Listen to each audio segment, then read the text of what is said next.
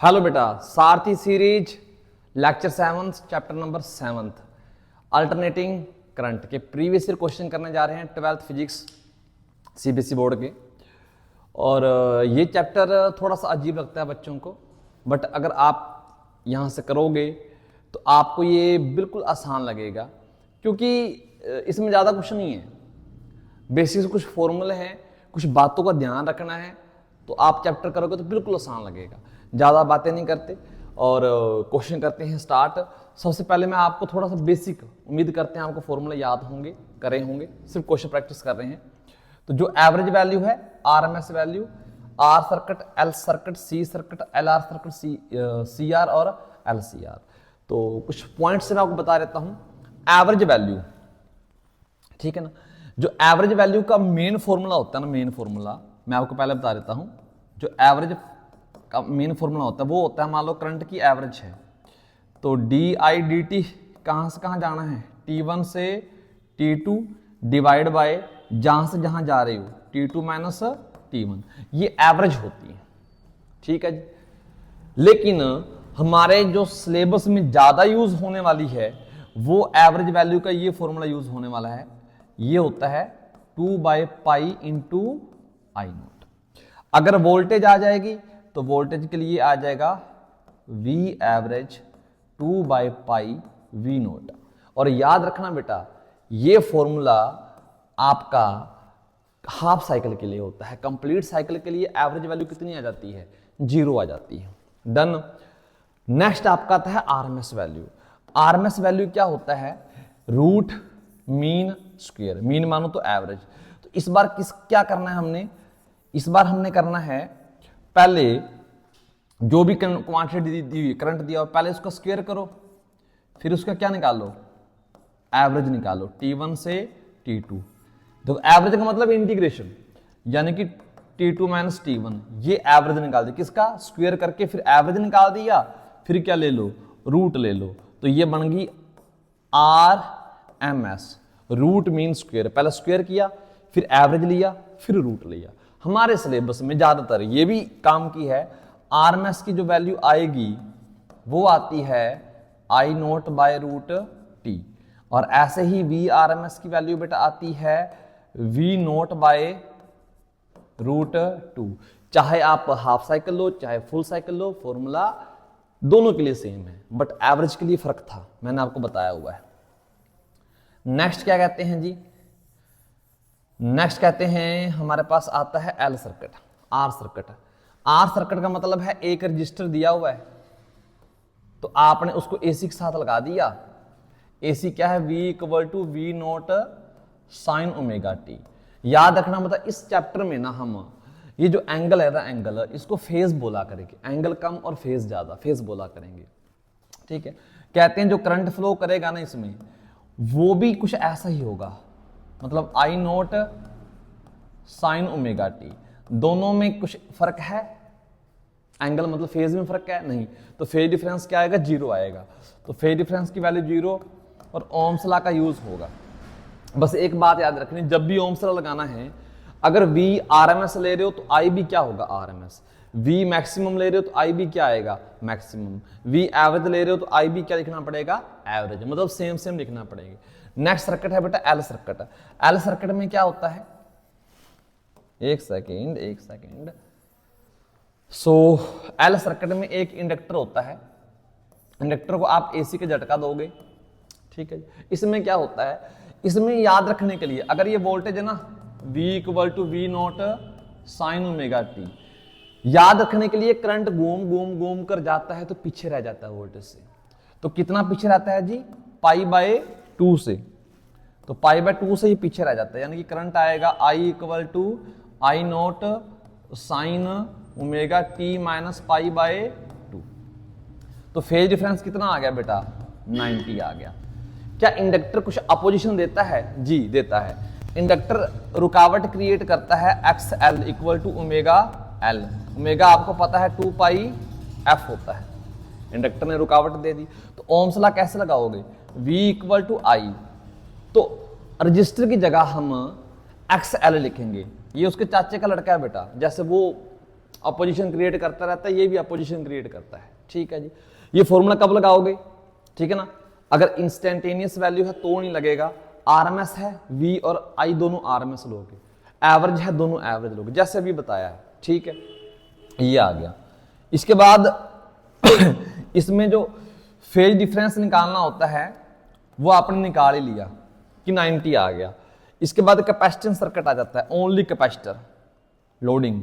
ठीक है, तो ओनली कैपेसिटर में क्या आता है, एसी दे दी, कैपेसिटर में क्या कहते हैं, ज्यादा चलना नहीं पड़ता तो करंट आगे निकल जाता है। V equal to V naught sine omega T, याद रखने के लिए बेटा, हालांकि डेरिवेशन होते हैं।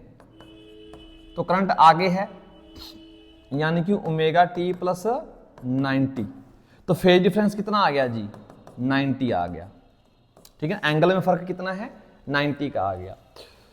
क्या इसमें रुकावट क्रिएट होती है, जी होती है, उसे एक्स सी बोलेंगे, यानी कि 1 omega C. Done. Ohm's law लगाएंगे तो V equal to I into resistance की जगह पर क्या आएगा, एक्स सी। अच्छा, इसका नाम क्या होता है, इंडक्टिव रिएक्टेंस, इसका नाम कैपेसिटिव रिएक्टेंस। ठीक है, नेक्स्ट सर्किट बेटा कौन सा है आपका, नेक्स्ट सर्किट है आपका एल आर।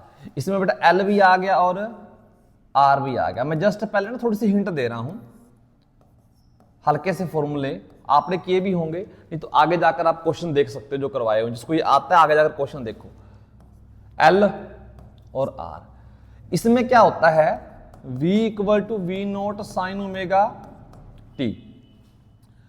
तो इसमें जो रेजिस्टेंस बनेगा ना, अपोजिशन बनेगी, वो बनेगी R square plus XL square.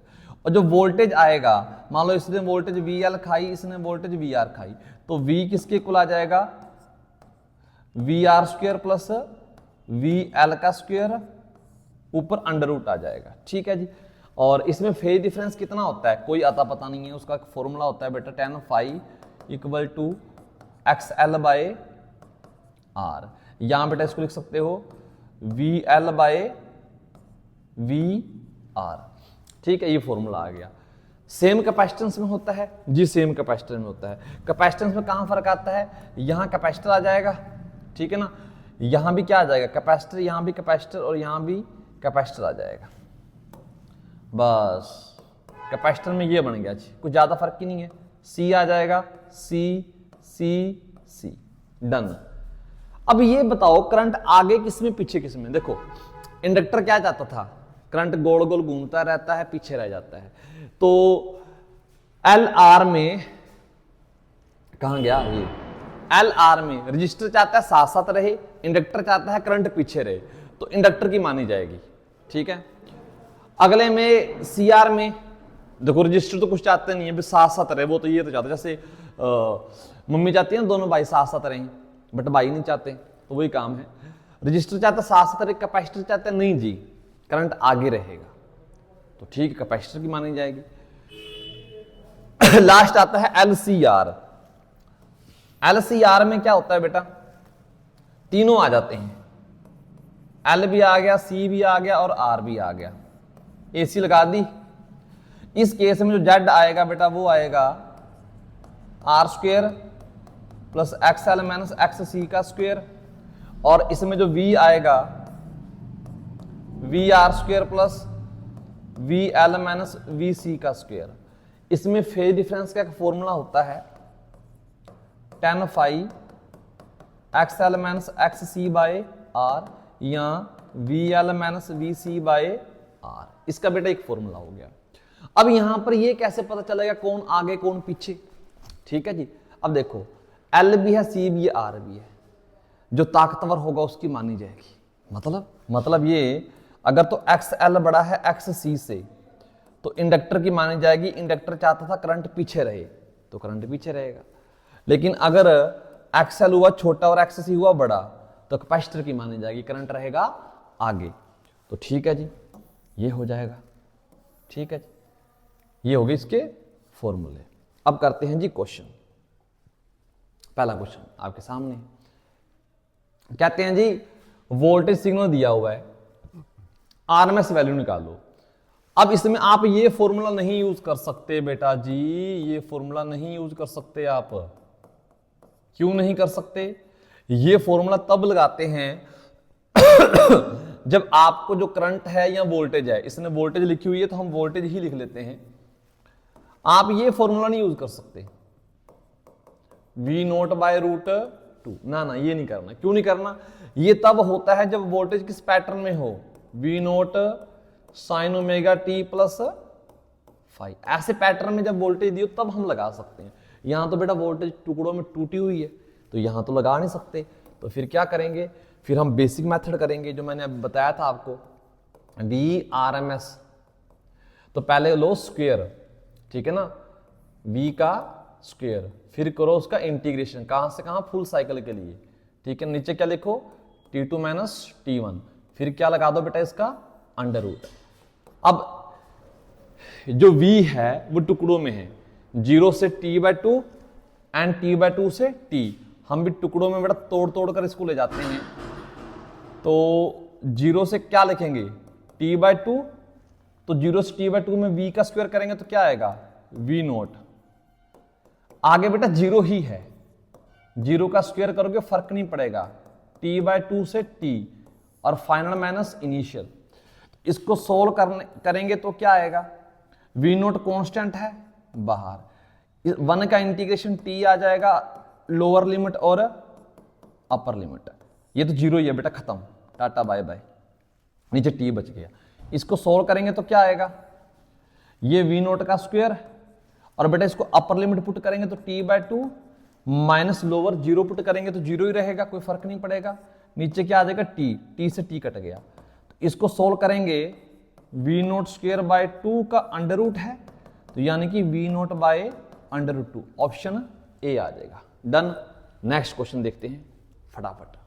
ये आ गया, कहता है the peak value of EMF in AC is E0। Peak मतलब maximum value, right the RMS average value over complete cycle. ये खतरनाक वर्ड है, कंप्लीट साइकिल। कहते हैं जी RMS वैल्यू के ऊपर कोई फर्क नहीं पड़ता, साइकिल कंप्लीट हो या, अब यहां पर कुछ नहीं मेंशन, तो हम सिंपल वाली लेकर चलेंगे। RMS वैल्यू क्या आएगी, E0/√2, बट एवरेज वैल्यू बेटा क्या आएगी, 0। क्यों, कंप्लीट साइकिल है जी, ठीक है, ओके। नेक्स्ट है the current flowing through a pure 2 milli henry inductance is inductor के अंदर बेटा AC चल रही है, तो हमें RMS वैल्यू चाहिए और एवरेज वैल्यू चाहिए ओवर कंप्लीट साइकिल। देखो एवरेज तो आप करंट की बड़े आराम से लिख सकते हो, एवरेज वैल्यू तो कंप्लीट साइकिल पर 0 आएगी, चाहे कुछ मर्जी कर लो, ठीक है। RMS वैल्यू निकालनी है। अब RMS वैल्यू निकालने के लिए लिखा क्या हुआ है, LA की वैल्यू दी हुई है 2 मिली हेनरी, लेकिन एक चीज याद रखना, ये क्या लिखा हुआ है, 15 cos 3000 × T। ये I0 होता है बेटा, जो कि 15 एम्पियर है, और ये होता है ओमेगा × T, यानी कि ओमेगा कितना है, 3000। तो आपको I0 पता लग गया है ना। ये देखो आपको क्या चाहिए, RMS चाहिए, तो बेटा ये तो कोई बड़ी बात नहीं है ना। तो क्या लिख दोगे, I0 की वैल्यू 15/√2 एम्पियर। डन।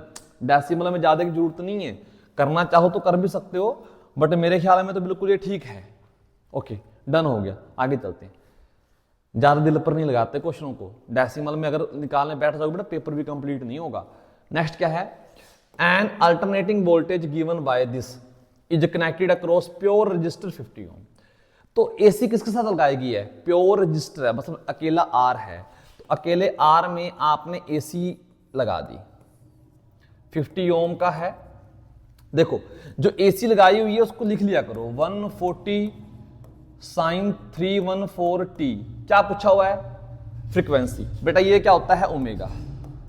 ओमेगा होता है आपका 314 और ओमेगा की वैल्यू 2 पाई f 314। तो f की वैल्यू निकालनी थी 314, नीचे 2 है, पाई की वैल्यू 3.14 होती है, पॉइंट कट करके ऊपर चला गया 100, ये सीधा कट गया, ये 2 पर, यानी कि आंसर आ जाएगा 50 हर्ट्ज फ्रीक्वेंसी। ठीक है, नेक्स्ट पूछा RMS value through register, current की आरएमएस वैल्यू पूछी है। ओके, तो बेटा ओम्स लॉ लगा सकते हैं ना इसमें, V equal to I into R. ठीक है बेटा, कुछ नहीं, ठीक है। अब V नोट तो मुझे पता नहीं लिखा हुआ है, ठीक है जी, V नोट है 140। अब मैंने आपको बताया था अगर ये मैक्सिमम है ना तो यहां भी मैक्सिमम आएगी, तो यानी कि जब आप 140 रखोगे ना तो ये मैक्सिमम वैल्यू ही निकल कर आएगी। रजिस्टर 50 है, 0 से 0 कट गई, तो यानी कि आई नोट की वैल्यू आ गई 14/5। लेकिन उसने पूछी कौन सी है, आरएमएस। तो आरएमएस वैल्यू के लिए क्या फॉर्मूला होता है, आई नोट बाय √2। तो आई नोट तो है बेटा 14/5 और √2 नीचे आ गया, उसको लिख सकते हो ना 1.4। तो ये 10 ऊपर चला जाएगा और ये 14 और नीचे क्या है 5 × 14, ये कट गया। ये मोटा मोटा आंसर कितना आ गया बेटा, 2 एम्पियर आ गया, ये आ गया। अगर आपको क्वेश्चन में कुछ भी गिवन नहीं है और करंट और वोल्टेज की वैल्यू दी हुई है तो आप बेटा उससे क्या लोगे, आरएमएस वैल्यू। आपका वोल्टमीटर एमीटर जो भी रीडिंग लेता है वो कौन सी रीडिंग लेता है, आरएमएस रीडिंग लेता है। ये बात बेटा लिख लेना कहीं, ठीक है।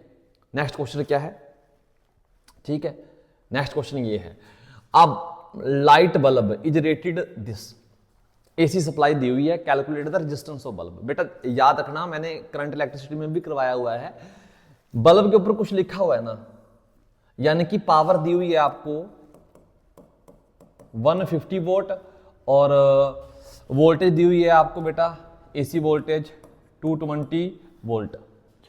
तो इससे हम रेजिस्टेंस निकाल सकते हैं, यानी कि P इक्वल टू V²/R।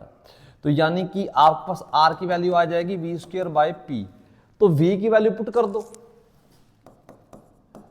220 दो बार लिख दोगे और P की वैल्यू कितनी है बेटा 150, 0 से 0 कट गया, ठीक है। और नेक्स्ट आप 5 पे कट कर सकते हो, 4, 4 और 3, और ये आप 44 × 22/3, ये आपका ओम्स आ जाएगा। कैलकुलेशन तो यार कर ही लोगे, बिल्कुल बच्चे थोड़ी हो, ये आपका कैलकुलेशन करके आपका आंसर आ जाएगा, ठीक है। फिर वीडियो ज्यादा लेंथी हो जाएगी, ठीक है। चलो नेक्स्ट पूछा हुआ है RMS current through the bulb.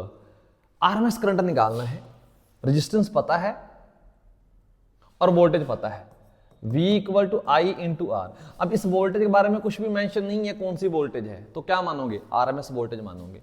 तो V लिख दोगे 220 और आपको करंट चाहिए और डिवाइड में रेजिस्टेंस कितना है अभी निकाला हुआ है। कहोगे सर कहाँ निकाला है, कंजूस थे बेटा, कंजूसी से काम चला देंगे हम तो। ये 22 आ गया, 3 बेटा ऊपर चला जाएगा, ठीक है।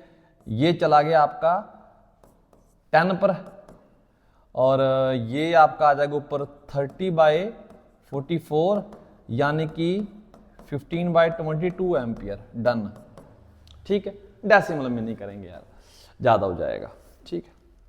ओके, ये हो गया। पेपर में आप यहां छोड़ सकते हो, कोई इशू नहीं है इस चीज का, कहीं सोचो भी डेसिमल में ही छोड़ना आंसर, ठीक।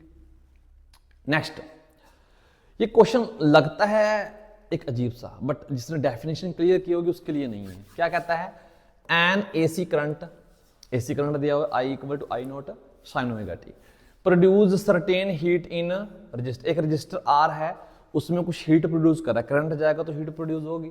Over time this, right the value of DC current. कहते हैं डीसी करंट की वैल्यू लिखो, that would produce the same heat in the same register in same time. उतने ही टाइम में उसी रजिस्टर में उतनी ही हीट प्रोड्यूस करनी है जितनी एसी करता था। बेटा ये और कुछ नहीं है, ये आरएमएस की डेफिनेशन होती है। जो आरएमएस की असली डेफिनेशन होती है आरएमएस करंट की, वो यही होती है। आरएमएस करंट क्या होता है, डीसी करंट की वो वैल्यू जो उतनी ही हीट प्रोड्यूस करे जितनी एसी करता है, same circuit, same time, same register. तो उसने आरएमएस वैल्यू पूछी है, वो क्या लिख सकते हो, आई नॉट बाय √2। बेटा ये था, फ्री का मेकअप है, इतना खतरनाक पूछो मत। नेक्स्ट क्या है, figure shows the variation of inductive reactance x 1 of 2 x of 2 ideal inductor of inductance L1 L2 with angular frequency omega the value of L1 by L2। बेटा पीछे भी बता चुके हैं आपको प्रीवियस ईयर में, जो बच्चा कर रहा है कंटिन्यू हमारे साथ जुड़ा हुआ सारथी सीरीज में, तो जब भी ऐसे ग्राफ दिए हो, एंगल दिए हो, सबसे पहले स्लोप निकालना होता है।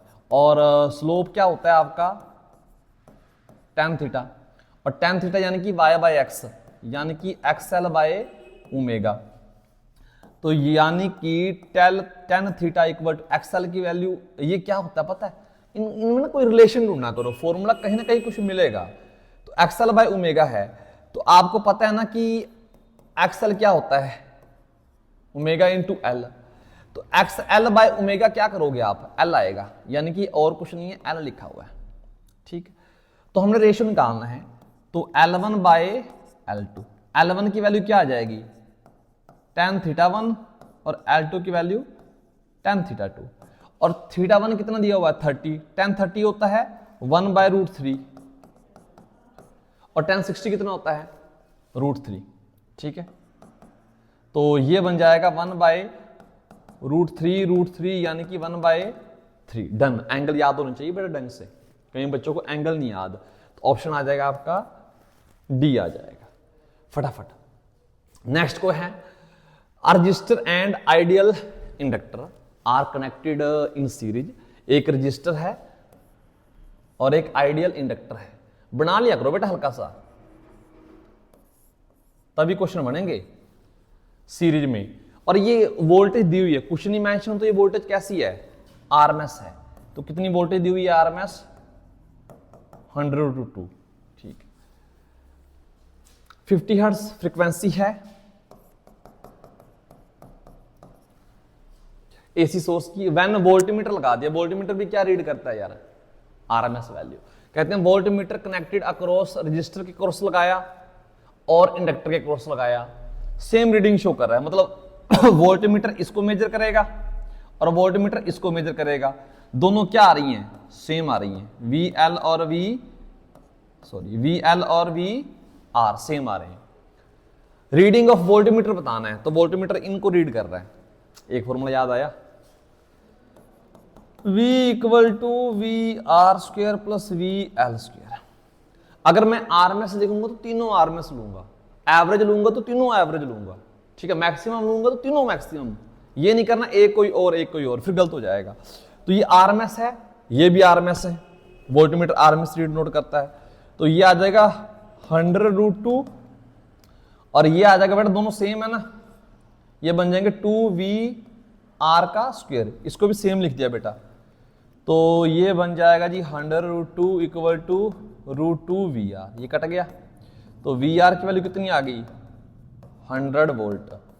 तो बेटा वोल्टमीटर क्या रीड करता है VR या VL, वो भी 100 आएगी, तो यानी कि ऑप्शन बी आ जाएगा। Then next, the reactance of a capacitor of capacitance C connected across AC source of frequency F is X। Reactance capacitor का रिएक्टेंस दिया हुआ बेटा XC, यानी कि 1/ωc। इसको क्या बोला हुआ है उसने, X बोला हुआ है, तो X लिख देते हैं। क्या करना है आगे, if the capacitance of capacitor C double, capacitance को डबल करना है, ठीक है, 2C लिख दिया। Frequency of source is triple, source की फ्रीक्वेंसी बेटा अगर हम समझें तो 2π दी हुई है ना, 2πf इंटू C, तो F को ट्रिपल करना है 2π3f। क्या एक्स्ट्रा आया बेटा उसके कंपैरिजन में, 3 और 2 6, बाकी सारा सामान क्या है बेटा सेम, ये सेम है और ये सेम है, तो ये पुराने वाला बन गया, तो नीचे 6 एक्स्ट्रा आ गया, यानी कि x/6। डन। नेक्स्ट क्या है, an inductor a capacitor and a resistor R connected in series across AC source. एक इंडक्टर है, एक कैपेसिटर है और एक रजिस्टर है, सीरीज में कनेक्ट किए गए हैं AC के साथ। If the frequency of source is decrease gradually, जो सोर्स की फ्रीक्वेंसी है उसको डिक्रीज कर रहे हैं, ओमेगा मान लेते हैं, then reactance of both the inductor and capacitor decrease, तो रिएक्टेंस पूछ रहा है बेटा, कैपेसिटेंस का रिएक्टेंस इंडक्टर का होता है एक्स एल जो कि ओमेगा एल होता है, कैपेसिटेंस का एक्स सी जो कि 1/ओमेगा सी। ओमेगा घटा रहे हो तो सीधा सीधा है, तो यानी कि एक्स एल भी घटेगा। ओमेगा घटा रहे हो, ये इनवर्सली है, एक ऊपर एक नीचे, इसको घटाओगे तो ये बढ़ेगा, यानी कि एक्स सी बढ़ेगा। ऑप्शन आएगा एक्स एल घटेगा। बोथ डिक्रीज नहीं हो रहे, इंडक्टर का डिक्रीज हो रहा है एंड कैपेसिटर का इंक्रीज हो रहा है। ऑप्शन बी बिल्कुल फिट बैठ रहा है। छोटी छोटी बातें, फॉर्मूले अच्छे से करो। अगला क्वेश्चन क्या है, an AC voltage V equal to V naught sine omega T applied across combination, resistor का दिया हुआ है, एक एलिमेंट X है, रजिस्टर के साथ एक एलिमेंट X दिया हुआ है, ठीक है, रजिस्टर के साथ एक एलिमेंट X है, मुझे नहीं पता क्या है, मैंने X लिख दिया।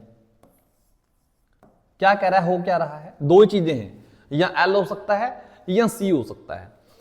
इंस्टेंटेनियस करंट, ओए होए होए बेटा, करंट क्या हो रहा है, करंट आगे जा रहा है, कितना आगे है, π/4। तो वोल्टेज से करंट आगे जा रहा है, करंट आगे किस में जाता है, कैपेसिटर में, यानी कि यहां पर क्या है, कैपेसिटर है, तो X क्या होगा, कैपेसिटर होगा। ये भी गलत, ये भी गलत, इन दोनों में से। अब X का रिएक्टेंस पूछा है कितना है, फेज डिफरेंस दिया हुआ है π/4, तो बेटा इस केस में फेज डिफरेंस का फॉर्मूला था XC/R, तो ये π/4 है, और 10 π/4 कितना होता है, नहीं पता, पता होना चाहिए 1, तो XC की वैल्यू कितनी आ जाएगी, R। तो ऑप्शन कौन सा ठीक है बेटा, डी ऑप्शन ठीक है। फॉर्मूले ढंग से कर लो बेटा, और कुछ नहीं है इस चैप्टर में। ओम्स लॉ लगता रहता है, फेज डिफरेंस। अगला देखना क्या ये कह रहा है, which of the flowing statement about LCR circuit connected to an AC source is correct, कौन सी स्टेटमेंट करेक्ट है। तो पहली है, if frequency of source is increased the impedance of circuit first decrease then increase. Impedance बेटा अगर आपको याद होगा जेड को बोलते हैं, इंपीडेंस का फॉर्मूला ये आ जाता है R² plus XL minus XC का होल स्क्वायर, ये इंपीडेंस हो जाता है। कहते हैं जब आप फ्रीक्वेंसी क्या कर रहे हो, इंक्रीज कर रहे हो, तो क्या होगा, देखो इसका ना ग्राफ भी बनता है बड़ा प्यारा सा, अगर आपको याद हो मैं अभी बनवा देता हूं, इसी से बनता है Z/ओमेगा। अगर स्टार्टिंग में आप फ्रीक्वेंसी बढ़ाते हो ना, होगा क्या, XL की वैल्यू होती है ओमेगा L, ठीक है, और ओके X आना था बेटा, XL, ठीक है। ओहो जल्दबाजी होती नहीं है, लीड कर इसे, नीचे लाना है, ओके। स्टार्टिंग में देखो फ्रीक्वेंसी अगर 0 के आसपास ले लें, XL तो अप्रोक्सीमेट क्या आ जाएगा, 0 आ जाएगा, लेकिन जो XC है वो 1/ओमेगा-C होता है। अगर इसको 0 के आसपास ले लोगे तो ये किसको अप्रोच करेगा, इन्फिनिटी को, बहुत बड़ा नंबर आएगा शुरुआत में। तो ये 0, ये बहुत बड़ा नेगेटिव है बट स्क्वायर भी है और बहुत बड़ा, तो Z की वैल्यू क्या आएगी, शुरुआत में बहुत बड़ी वैल्यू आएगी, ठीक है, कहीं बहुत बड़ी वैल्यू आएगी। फिर धीरे धीरे ओमेगा बढ़ रहा है, ओमेगा बढ़ रहा है, तो ये क्या हो रहा है, धीरे धीरे बढ़ रहा है, थोड़ा थोड़ा बढ़ रहा है, ये थोड़ा थोड़ा घट रहा है, तो अप्रोक्सीमेट क्या होगा, थोड़ा थोड़ा घटना स्टार्ट हो जाएगा, घटना। एक टाइम ऐसा ये बढ़ते बढ़ते कहीं पहुंच गया, ये घटते घटते कहीं पहुंच गया, दोनों क्या हो जाएंगे, इक्वल हो जाएंगे। जब दोनों इक्वल हो जाएंगे तो 0 Z की वैल्यू R के इक्वल आ जाएगी, तो घटते घटते घटते घटते कहीं 0 हो जाएगा ये वाला। फिर क्या होगा, फिर उल्टा केस हो जाएगा, ये बढ़ना स्टार्ट हो जाएगा, ये और घटना स्टार्ट हो जाएगा, ये धीरे धीरे इन्फिनिटी को जाएगा, वो धीरे धीरे 0 को जाएगा, तो ये धीरे धीरे फिर बढ़ना स्टार्ट हो जाएगा। पहले डिक्रीज होगा फिर इंक्रीज होगा, ठीक है। शुरुआत में कौन बड़ा है, XC बड़ा है,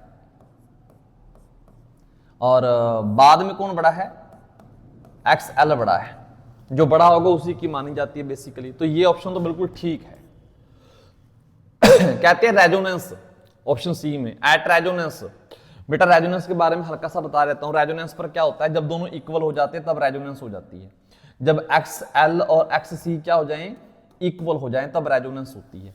तो XL इक्वल टू XC हो जाएगा, या कह लो V L equal to V C हो जाएगा रेजोनेंस पर, या कह लो फेज डिफरेंस 0 हो जाएगा, तो जेड की वैल्यू क्या हो जाएगी, आर हो जाएगी।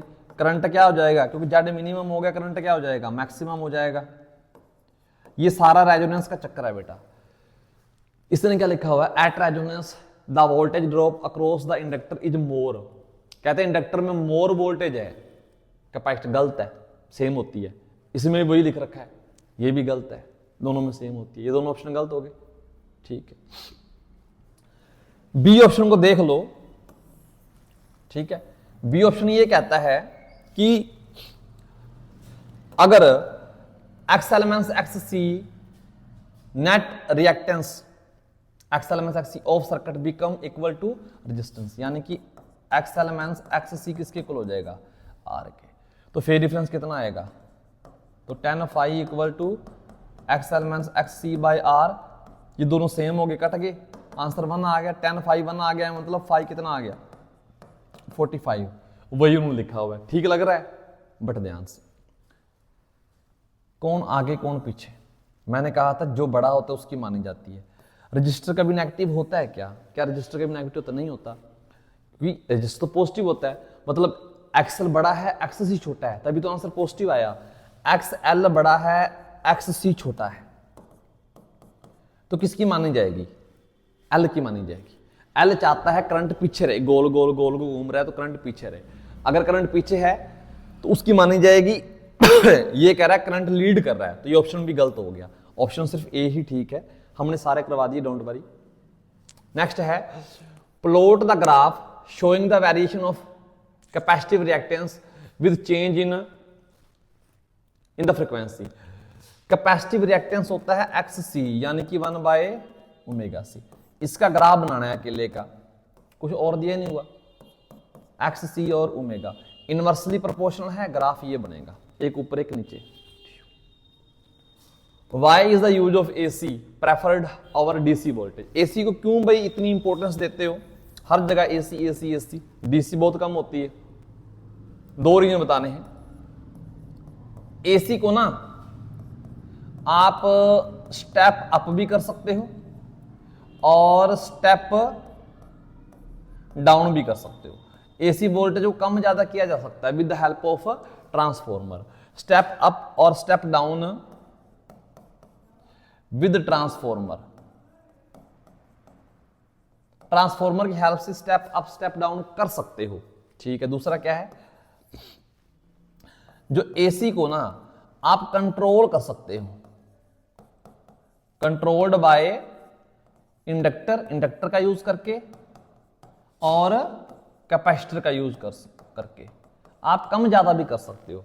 पंखा चल रहा है, सर्दियां हैं, अब सर्दियां जाएंगी तो क्या होगा बेटा, हमें हल्का हल्का पंखा चलाना पड़ेगा, तो बटन से 1 पर कर देते हैं, स्पीड कम कर देते हैं, कंट्रोल कर सकते हैं। तो ये आ गई इसकी 2 एप्लीकेशन। नेक्स्ट क्या आ जाता है आपका, ओके कहते हैं जी एक कैपेसिटर है, वेरिएबल रजिस्टर आर है एंड बल्ब बी है। बल्ब भी रजिस्टर ही ऑफर करता है, एक आर ये है, एक आर ये है, 2 आर है। एसी से कनेक्ट कर दिया है, the bulb glow with some brightness, bulb glow कर रहा है, कुछ ब्राइटनेस है। How will the glow of bulb change, bulb की ग्लो कैसे चेंज होगी, अगर एक डाइलेक्ट्रिक स्लैब इंट्रोड्यूस कर दें between the plate of capacitor. Capacitor के बीच में क्या इंट्रोड्यूस करना है बेटा, डाइलेक्ट्रिक स्लैब डाल दी बीच में बेटा। अब क्या होगा, चैप्टर 2 याद आना चाहिए बेटा, कैपेसिटर में डालते ही क्या होता है, keeping the resistance same.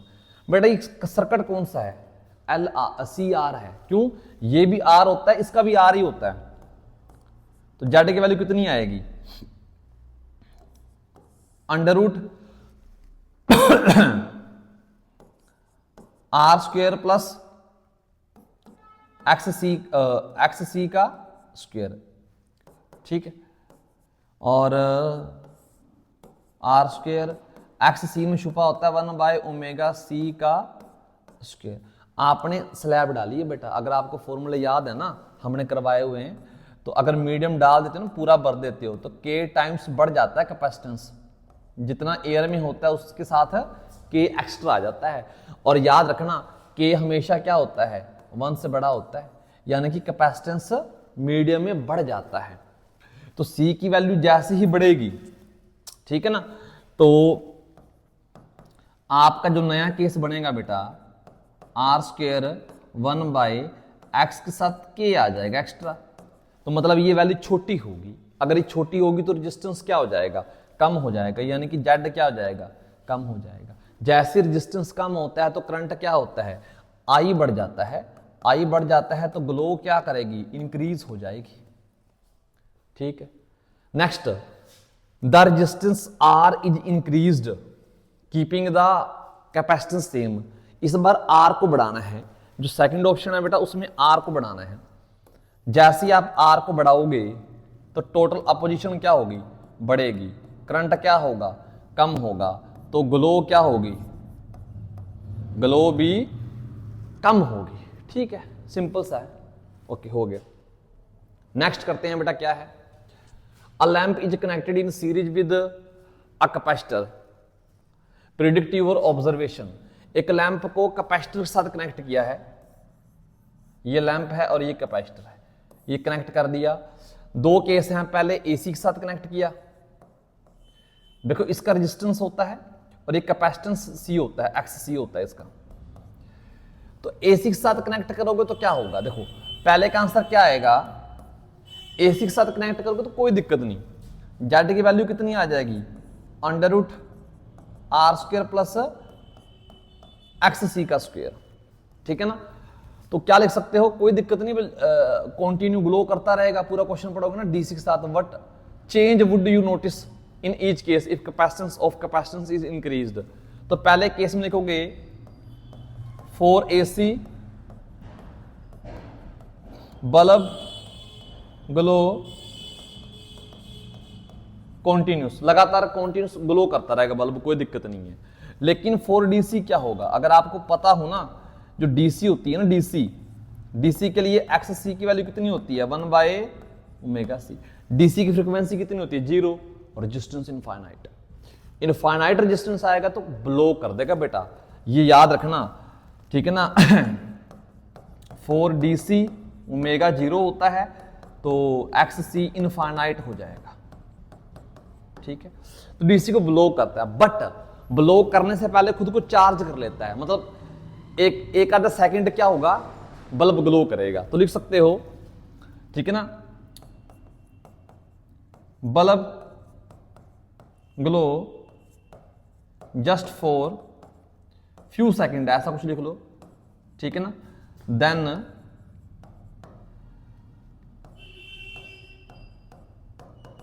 Capacitor block the DC current. Capacitor DC को ब्लॉक कर देता है, मतलब करंट फ्लो ही नहीं करेगा। ठीक है ना, पहला दूसरा दोनों हो गए, पहला हो गया दूसरा भी हो गया।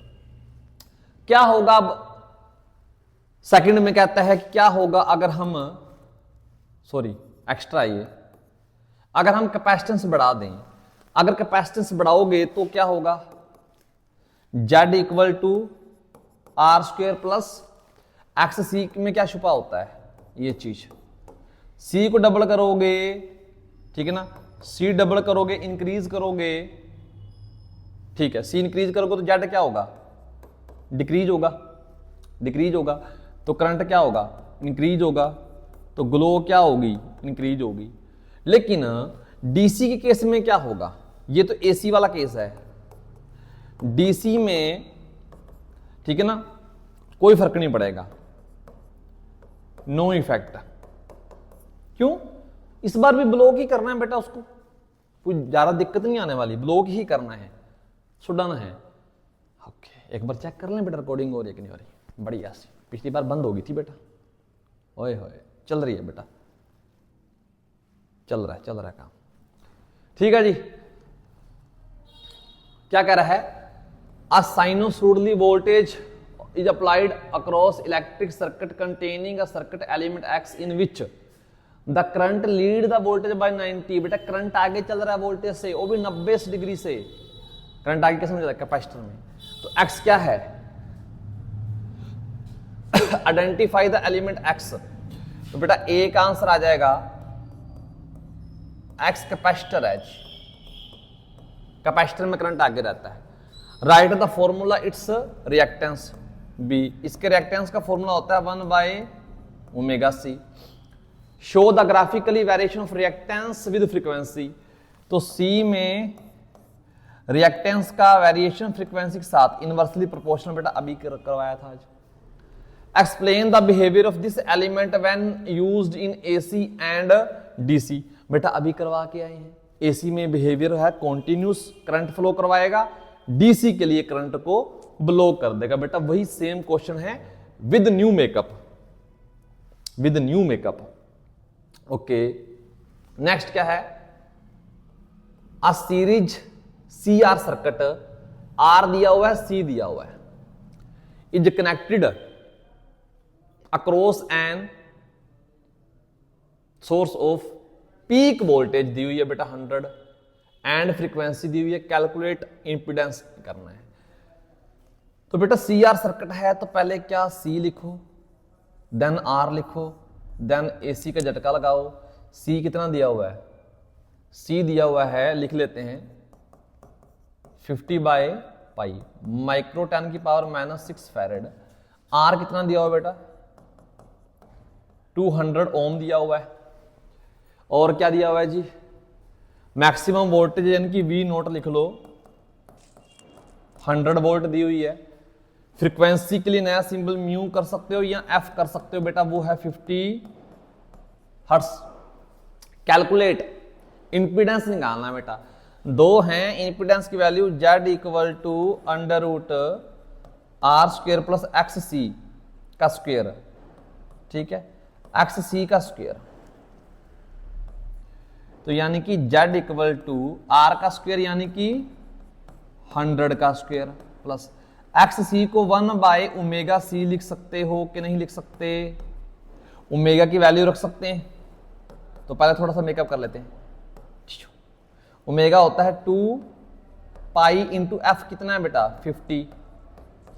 c कितना है, c है 50, ऊपर पाई चला जाएगा बेटा, नीचे है ना ऊपर पाई चला जाएगा, और नीचे क्या है 10⁻⁻⁶, ऊपर जाकर +6 हो जाएगी। इसका क्या कर देंगे स्क्वायर, पाई से पाई कट गया, ठीक है। थोड़ा सा मेकअप, और 100 स्क्वायर ऊपर 10⁻⁶ है, 2 पावर कट जाएंगी, नीचे नीचे बचेगा 5 5 25 25 × 2 यानी कि 50, ऊपर है 60, और चलो लिख ही देते हैं एक बार। ये 100 बन गया और ये बन गया आपका 50 आ गया। 100 से 2 जीरो कट गई बेटा, 4 जीरो बची, ठीक।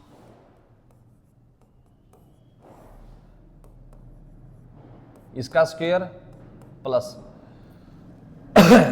तो ये 4 जीरो बची, 1 जीरो और कट गई यानी कि 3 जीरो बची, और नीचे 5 है, इसका स्क्वायर भी है, और 5 दूनी 10, 200।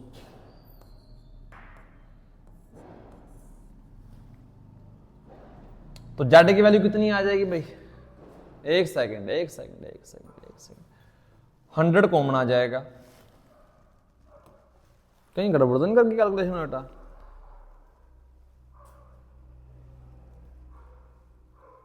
चलो देखते हैं, इट्स ओके, कहीं कैलकुलेशन अगर सिली मिस्टेक हुई तो संभाल लेना बेटा, ठीक है, कोई बताने वाला नहीं है।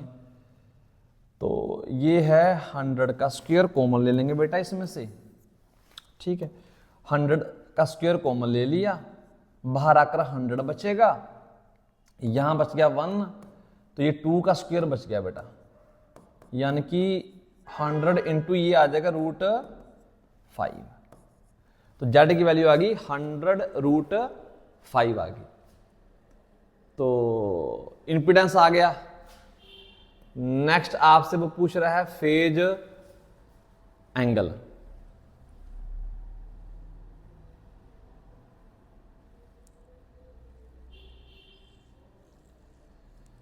ये जेड आ गया जी, ठीक है, इट्स ओके, कोई बात नहीं, चलता काम, जेड आ गया। फेज डिफरेंस के लिए बेटा फॉर्मूला क्या होता है, tan फाई। दो सर्किट हैं सी और आर, यानी कि यहां पर आप लिख सकते हो x C by are.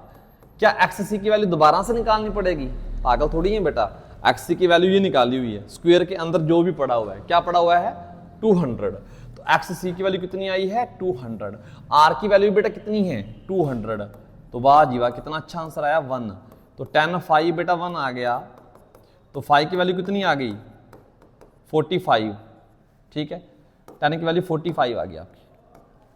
Next है द वोल्टेज अक्रॉस रजिस्टर, बेटा रजिस्टर की कोरस्पॉन्डिंग वोल्टेज निकालनी, तो ठीक है लिख देते हैं, तो V equal to I into R नहीं लिखेंगे बेटा,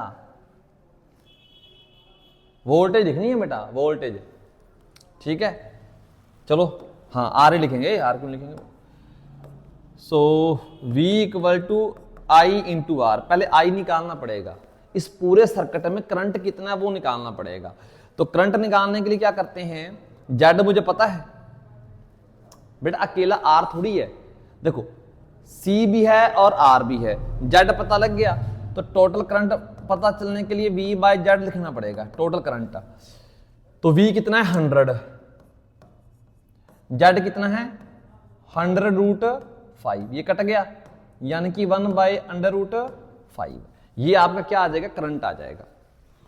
सीरीज में करंट सेम होता है, सीरीज में करंट सेम होता है, तो V इक्वल टू आई कितना है बेटा 1/√5, और R कितना है 100, R कितना है सॉरी 200, तो बस हो गया काम।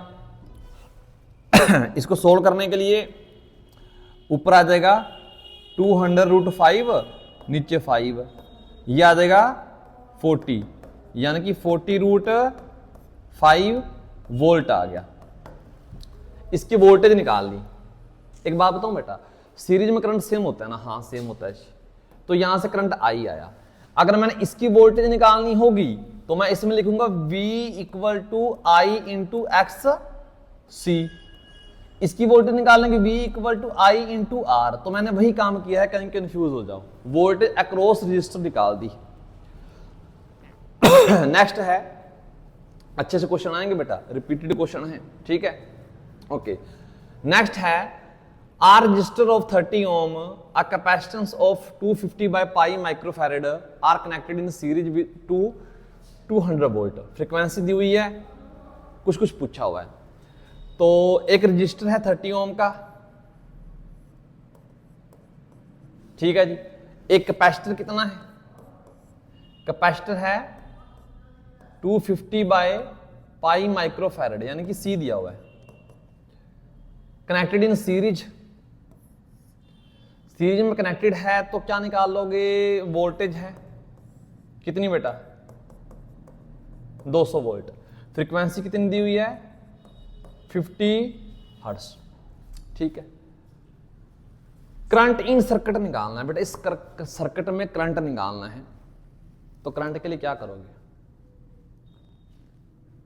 नेट रेजिस्टेंस निकालना पड़ेगा, जेड निकालना पड़ेगा, और जेड के लिए बेटा फॉर्मूला ये है R² प्लस XC का स्क्वायर, सो R कितना आएगा बेटा, R है आपका 30 ओम, 30 का स्क्वायर प्लस XC होता है 1/ω_c, XC होता है 1/ω_c, तो 1/ω_c का स्क्वायर, तो मैं एक स्टेप फालतू कर देता हूं ताकि कोई दिक्कत ना आए, फटाफट कर देते हैं, 30 का स्क्वायर प्लस 1 F कितनी है 50, ओमेगा होता है 2 पाई इंटू एफ, और C कितना है बेटा 250, पाई ऊपर चला जाएगा,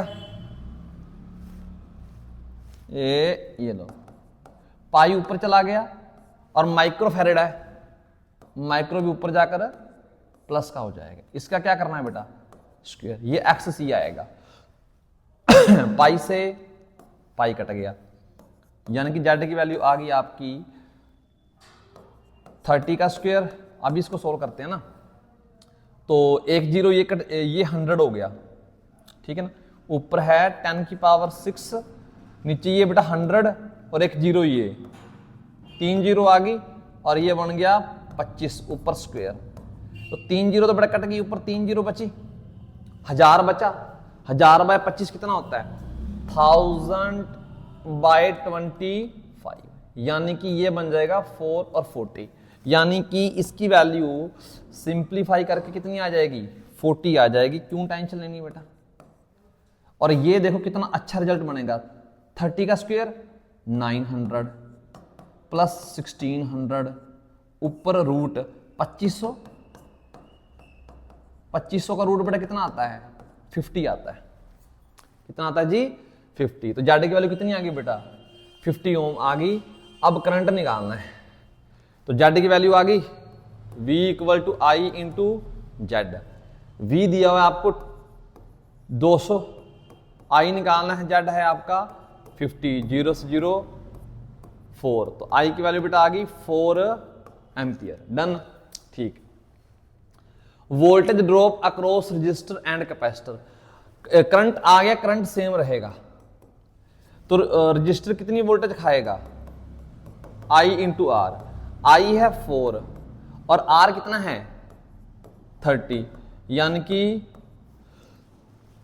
120 वोल्ट, ठीक है।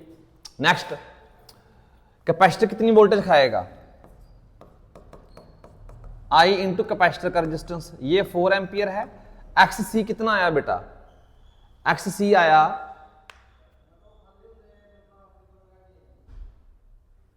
बेटा जी, ओके, XC कितना आया, करंट तो 4 एम्पियर ही है, ठीक है। ये 40 आ गया, ठीक है, 30 ओम,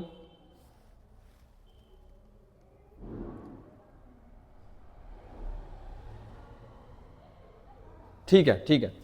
तो ये आ जाएगा जी आपका 40, ये 40 निकालना बेटा XC, तो ये आ जाएगा 160 वोल्ट, ये आ गया।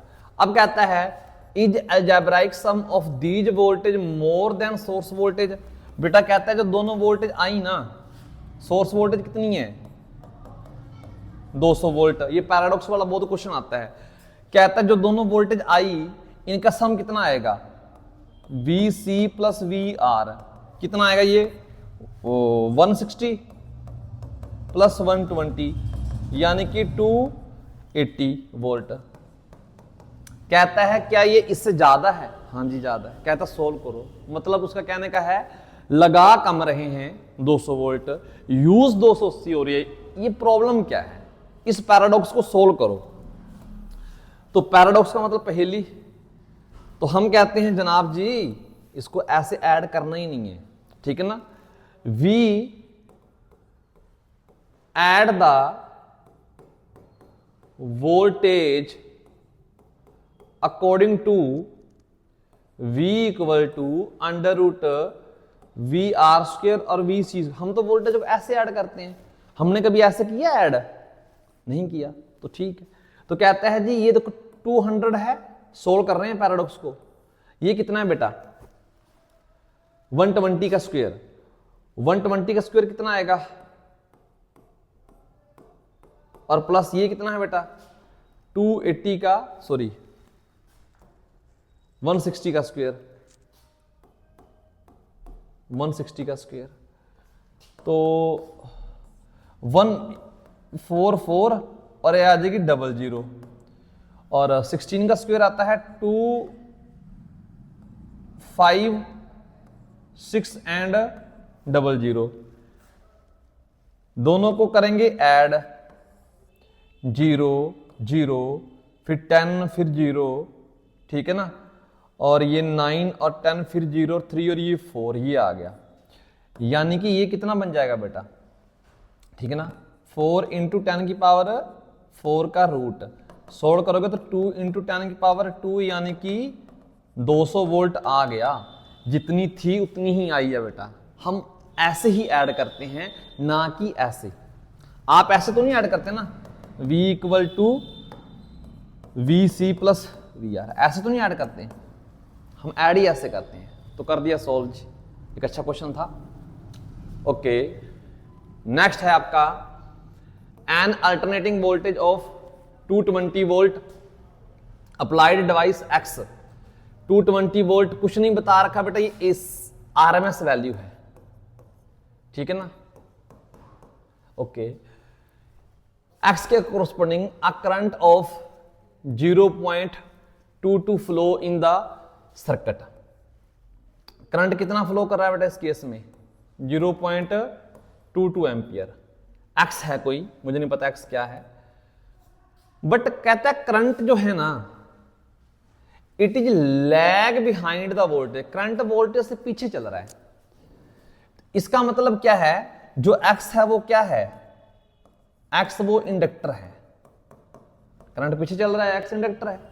आगे कह रहा है when the same voltage across the another device Y, कोई वाई है, सेम वोल्टेज है, ठीक है, और कहता है same current, the current in circuit remain same, current भी सेम है, and is in phase with applied voltage, ये उसी फेज में है, मतलब उसी के साथ चल रहा है, करंट वोल्टेज के साथ चल रहा है जी। तो मतलब ये जो वाई है वो क्या है आपका, रजिस्टर है, वाई रजिस्टर है, ठीक है। Name the device X and Y लिख दिया। कैलकुलेट द करंट, एक बात बताना बेटा,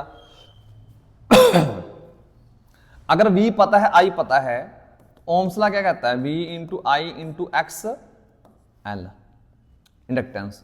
V है 200 volt,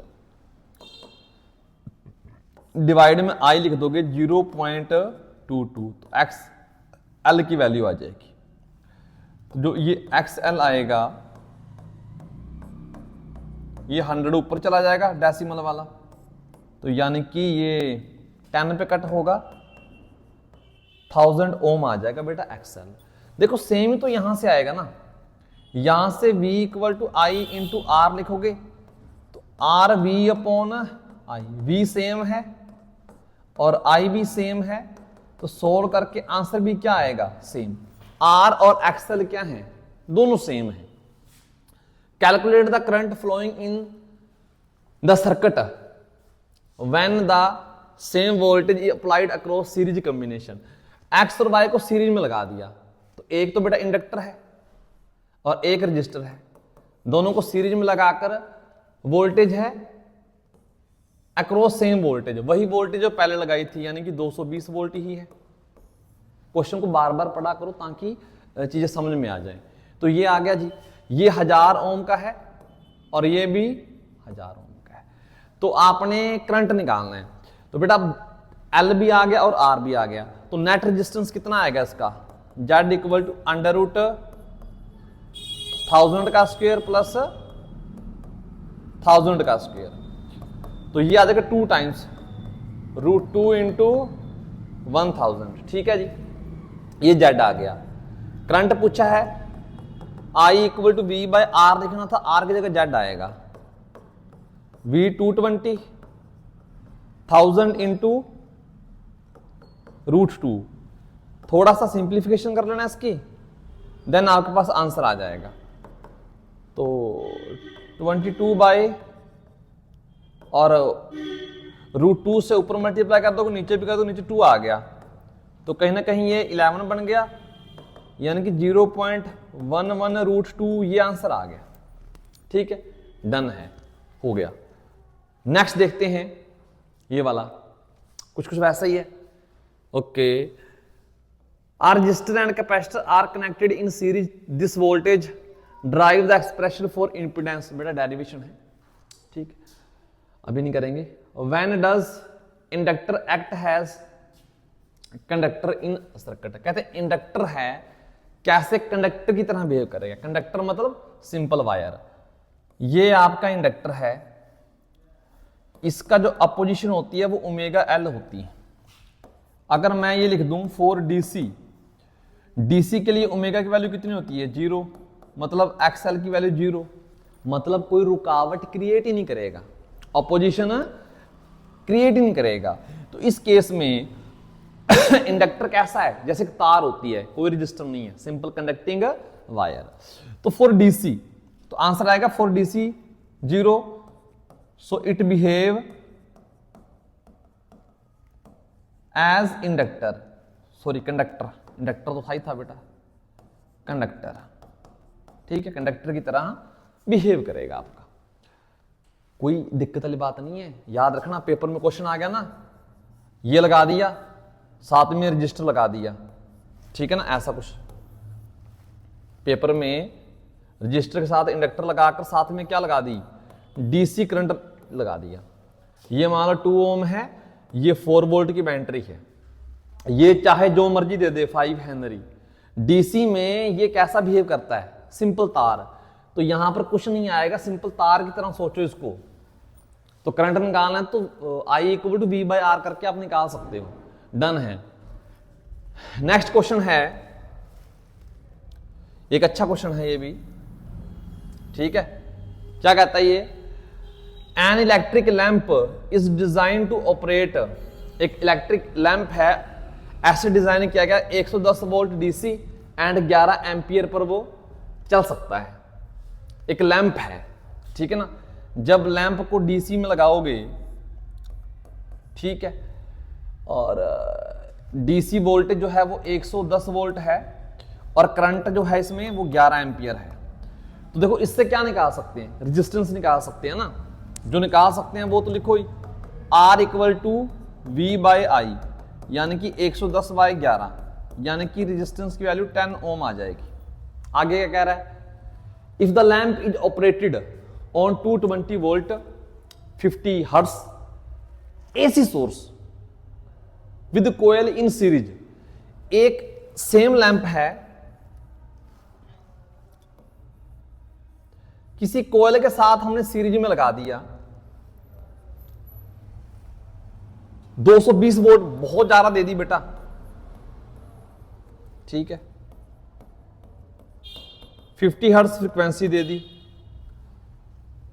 with coil in series to find the inductance of coil. अब देखो एक बात देना, 110 वोल्ट पर चलने वाली चीज को आप 220 वोल्ट दे रहे हो, चलाना चाहते हो आप, तो साथ में इंडक्टर दिया है, तो हम चाहेंगे कि फ्यूज ना हो, बल्ब फ्यूज ना हो, तो मैक्सिमम करंट कितना ये झेल सकता है 11 एम्पियर, क्योंकि उसके बाद ज्यादा करंट जाएगा, ज्यादा हीट प्रोड्यूस होगी तो दिक्कत आएगी।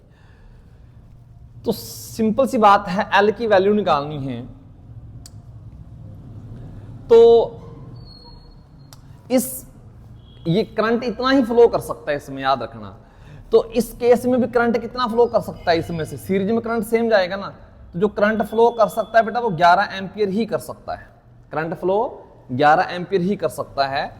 तो अब मुझे एल की वैल्यू निकालनी है, करंट मुझे दिया है और जेड में निकाल लेता हूं, जेड कितना होता है अंडर रूट, ये इसका रेजिस्टेंस कितना है बेटा 10 ओम, 10 ओम का स्क्वायर यानी कि 100 प्लस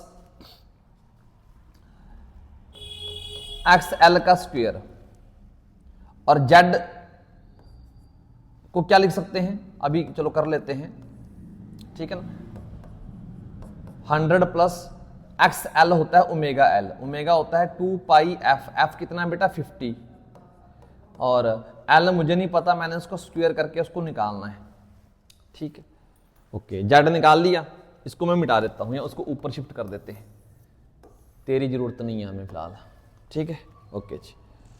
तो यहां से Z आ गया, और जो V होता है वो होता है I इंटू Z, V दिया हुआ है 220, I दिया हुआ है 11 और Z इतना दिया हुआ है, ठीक है ना। इसको सोल्व करके किसकी वैल्यू निकल आएगी 2 पाई, देखो ये 2 पाई है ना, तो ये 250 ये 100 हो गया और साथ में पाई है, साथ में L का स्क्वायर ये आ जाएगा। तो ये 220 पे चला गया, ठीक है। अब दोनों साइड क्या कर देंगे बेटा, स्क्वायर कर देंगे।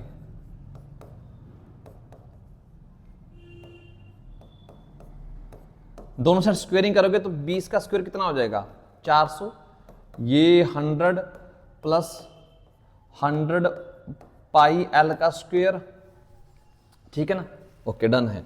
तो ये इधर आकर 300 बनेगा, इक्वल टू इसका स्क्वायर कर दो बेटा, पाई का 100 का स्क्वायर 2 बार लिख दोगे, पाई का स्क्वायर इंटू एल का स्क्वायर, तो ये 0 कट गई, डन है। इसको नीचे ले आओ, यानी कि 3 divide by 100 pi square equal to L square. तो एल की वैल्यू कितनी आ जाएगी बेटा, पाई स्क्वायर को आप 10 लिख सकते हो, तो हालांकि वैल्यू आ जाएगी, नहीं ज्यादा पंगे लेने क्यों है बेटा, पंगे लेनी क्यों है, 3 रूट ऊपर आ जाएगा, नीचे स्क्वायर रूट लेंगे तो ये 10 आ जाएगा और ये पाई आ जाएगा। ये फाइनल आपका आंसर आ गया। बहुत ही अच्छा क्वेश्चन है, बहुत ही अच्छा, ठीक है। नेक्स्ट देखते हैं बेटा क्या है, ठीक है जी। कहते हैं कि डिवाइस है X connected to AC source V equal to V naught sine omega t, the variation of voltage current and power in 1 cycle. करंट का वेरिएशन दिया हुआ है, वोल्टेज का और पावर का दिया हुआ है, बताना है कौन कौन सा। Identify the device. वोल्टेज कैसे दी हुई है, V equal to V naught sine omega T, तो मुझे वोल्टेज दी हुई है V equal to V naught sine omega t. बेटा ये ग्राफ देखना ध्यान से, साइन का ग्राफ कैसे बनता है, साइन का ग्राफ स्टार्ट होता है 0 से, और साइन पाई पर फिर 0 होता है, ठीक है, साइन 2 पाई पर फिर 0 होता है। तो ये ग्राफ किसका है, ये वाला, ये ग्राफ बेटा किसका है, साइन का, यानी कि वोल्टेज का। तो जो बी ग्राफ है वो वोल्टेज का है, बी ग्राफ किसका है, वोल्टेज का है। एंड देन करंट का ग्राफ कैसे बनेगा, ये वाला, ये ग्राफ किसका आ गया, करंट का। क्यों करंट का क्यों आया, देखो ये ग्राफ पावर का ही हो सकता है, क्योंकि कंप्लीट साइकिल में पावर 0 होती है। ये देखो पावर, ठीक है ना, पावर मतलब जब करंट एक चक्कर लगाता है ना वोल्टेज, तो पावर 4 चक्कर लगाती है, 1, ठीक है ना, सो 2 चक्कर लगाती है, 2। करंट का 1 चक्कर, पावर का 2 चक्कर होता है, कुछ ऐसा ही बनता है थोड़ा सा, ठीक। तो ये आपका आ गया किसका ग्राफ, तो जो बी ग्राफ है वो किसका है, बी वोल्टेज का है, ठीक। और ए किसका होगा, फिर जो ए ग्राफ है वो पावर का होगा, और जो सी ग्राफ है वो किसका होगा, करंट का होगा। यानी कि हमने कौन सा ऑप्शन कर दिया, ठीक है ना, ये कर दिया, बी ऑप्शन कर दिया, ठीक है। Identify the device x, x को आइडेंटिफाई करो। बेटा देखना, जो ये करंट का ग्राफ है, वोल्टेज यहां से है, करंट यहां से स्टार्ट हो रहा है, तो करंट आगे जा रहा है ना। अगर करंट आगे जा रहा है तो ग्राफ कौन सा होगा, सॉरी एक्स क्या होगा, कैपेसिटर। एक्स क्या होगा, कैपेसिटर होगा। करंट आगे जा रहा है, देखो वोल्टेज पीछे है, 0 है, करंट आगे जा रहा है, ठीक है। नेक्स्ट क्या है, how does it's impedance very with frequency of. बेटा अब पता लग गया ना कि कैपेसिटर है। कैपेसिटर के लिए जो थर्ड ग्राफ है, इसका फ्रीक्वेंसी के साथ ग्राफ पूछा है, एक्स सी का फ्रीक्वेंसी के साथ, ये आ जाएगा।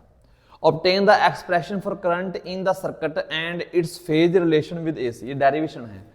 कहते हैं करंट के लिए एक्सप्रेशन निकालना है और फेज वाली रिलेशन। तो कैपेसिटर में बेटा आपको पता ही है फेज रिलेशन क्या होती है, कैपेसिटर में करंट 90 डिग्री से आगे चलता है, उसको डेरिवेशन करना है बेसिकली, ठीक है, हो जाएगा, डन।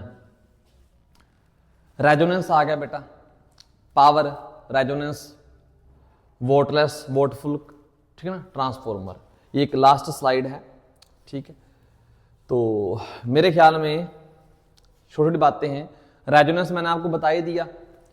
तो जो पावर है, पावर के लिए फॉर्मूला पावर एवरेज पावर होती है, VRMS और IRMS और cos फाई, ठीक है ना, ये पावर होती है। पावर फैक्टर किसे बोलते हैं? जो ये cos फाई होता है ना बेटा, इसे क्या बोलते हैं? Power factor.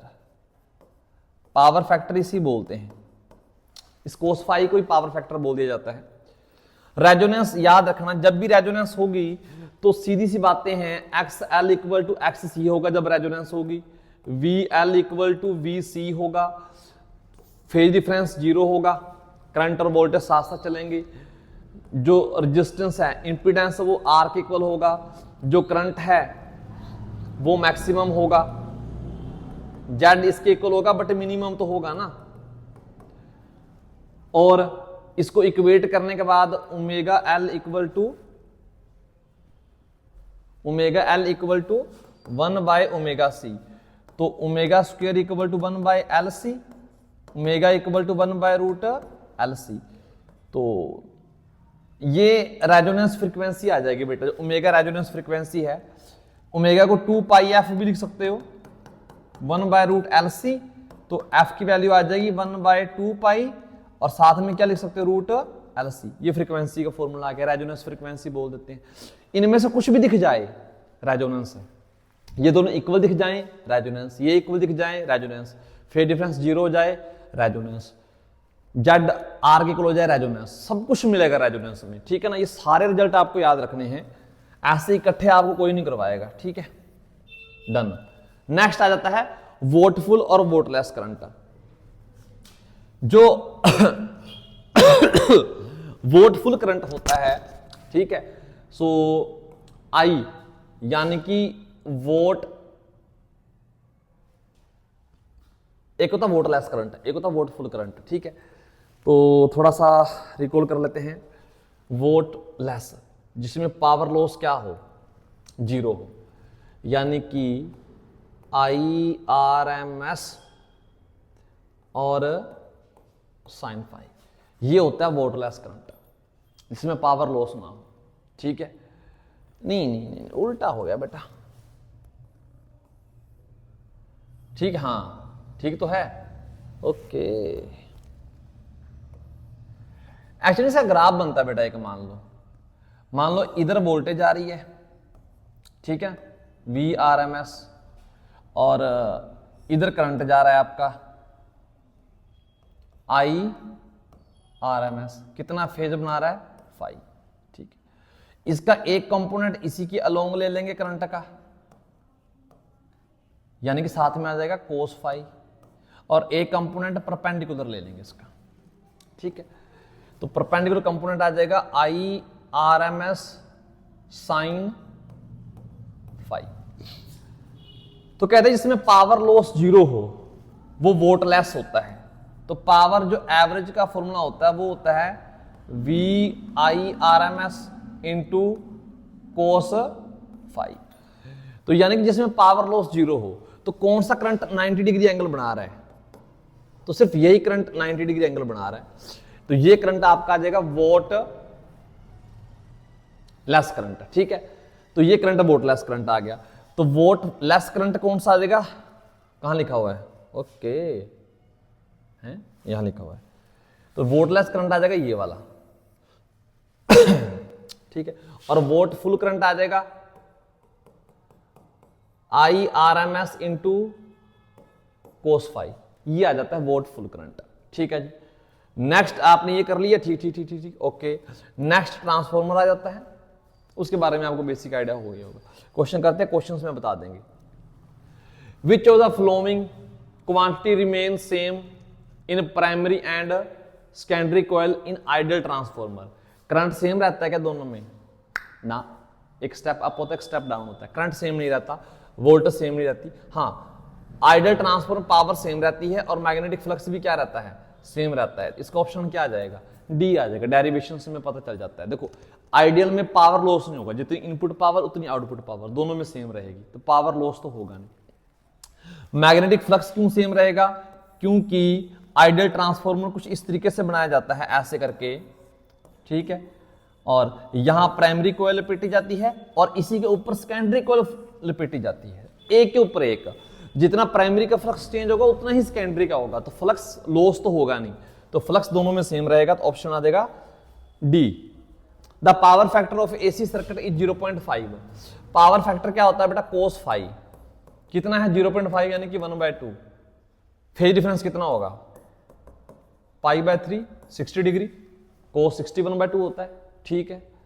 Define capacitive reactance, right it's capacitive reactance कुछ नहीं होता बेटा, यही होता है, इसकी यूनिट क्या होती है, ओम होती है। डिफाइन करना है पेपर में, तो क्या डिफाइन करोगे, the opposition offered by capacitor to AC circuit is known as capacitive reactance, ठीक है। लिख लेना बेटा, इतना बेसिक बेसिक सी बातें ना जैसे मैं बोलता हूं साथ साथ लिख लिया करो, ठीक है। नेक्स्ट है the figure shows LCR circuit connected two variable frequency 250 volt, ठीक है। सोर्स L इतना है, C इतना है, R इतना है। Determined the source frequency which drive the current in resonance. Source frequency निकालनी है बेटा और क्वालिटी फैक्टर निकालना है, क्वालिटी फैक्टर बताना बोल गए, it's okay. Source frequency resonance पर बेटा ये होती है 1/√LC, ये सोर्स फ्रीक्वेंसी होती है। सोर्स फ्रीक्वेंसी या ये निकाल सकते हो या बेटा ये निकाल लेना, इच्छा आपकी है, ठीक।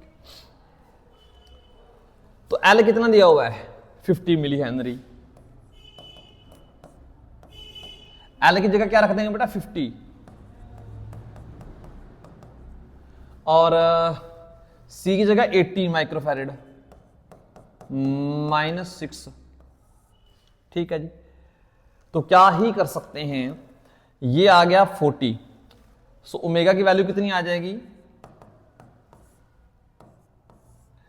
ये 40 8 और 5 की मल्टीप्लाई और 2 जीरो साथ में और आ जाएंगी, 10 की पावर -3 और 10 की पावर -6, ये 3 जीरो तो बेटा इससे कट होगी, तो ये ऊपर चला जाएगा, यानी कि ये जैसे ही ऊपर जाएगा, ठीक है। चलो सिंपली कर लेते हैं, ये 2 आ जाएगा और ये 10 की पावर -3 आ जाएगा, 10 की पावर -6 का रूट -3, तो ठीक ऊपर जाएगी तो 1000, नीचे 2, कट होने के बाद कितना आएगा बेटा 500 आ गया, डन है। कहते हैं क्वालिटी फैक्टर निकालो। क्वालिटी फैक्टर का बेटा फॉर्मूला ये होता है 1/R√L/C। तो 1/R की वैल्यू बेटा कितनी दी है क्वेश्चन में 40 ओम, L कितना दिया हुआ था 50 मिली, C कितना था 80 माइक्रो, ये हैंग करने लग गया बेटा 80 माइक्रो, जीरो से जीरो कट गई और ये ऊपर जाकर कितना बनेगा बेटा, ये 3 जीरो कट गई, ऊपर 3 बचेंगी प्लस में, नीचे 8, तो 4 पे कट करोगे तो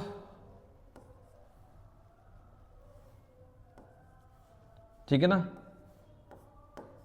2,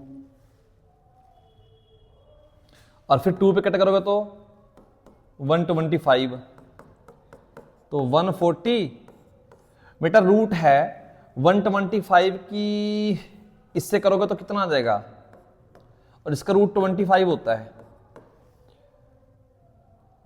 ठीक है जी।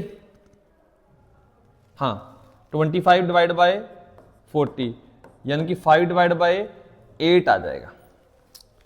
इसकी कोई यूनिट नहीं होती, कहीं यूनिट देखने ले जाओ बेटा, क्वालिटी फैक्टर कोई यूनिट नहीं होती, डन। आगे चलते हैं, कहते हैं in series LC circuit obtain the condition under which the current impedance circuit impedance is minimum. Circuit impedance minimum कब होता है, जब रेजोनेंस फ्लो होती है। तो जेड मिनिमम कब होगा, जेड मिनिमम तब होगा जब रेजोनेंस होगी। तो रेजोनेंस कब होगी, जब XL इक्वल टू XC होगा। यहां से कंडीशन क्या निकल कर आती थी 1/√LC, खत्म। Wattless current flow in circuit, wattless current कब फ्लो करता है सर्किट में बेटा, वोटलेस करंट जिसमें पावर लॉस 0 हो। तो वोटलेस करंट यानी कि IRMS into sine phi. Wattless current तब फ्लो करता है, ठीक है ना, ठीक है ना, वोटलेस करंट तब फ्लो करता है सर्किट में जब वोट फुल करंट 0 हो जाए, यानी कि कोस फाई 0 कब होगा, जब फाई कितना हो जाए, 90 हो जाए। देखो दो करंट है, वोट लेस और वोट फुल। मैं कहता हूं सिर्फ वोट लेस करंट ही जाना चाहिए, मतलब वोट फुल 0 होना चाहिए। वोट फुल 0 कब होगा, जब फाई 90 होगा, फाई 90 होगा, दैट्स इट, तभी तो वोट लेस करंट जाएगा ना। ठीक है,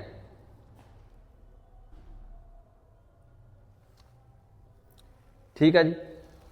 तो ये क्वेश्चन भी ठीक है, एक अच्छा क्वेश्चन है।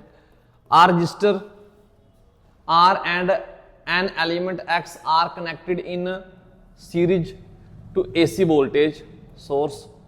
The voltage is found to be lead the current in phase by, देखो एक रजिस्टर है और एक क्या साथ में बेटा, R resistor R and element X are connected in series.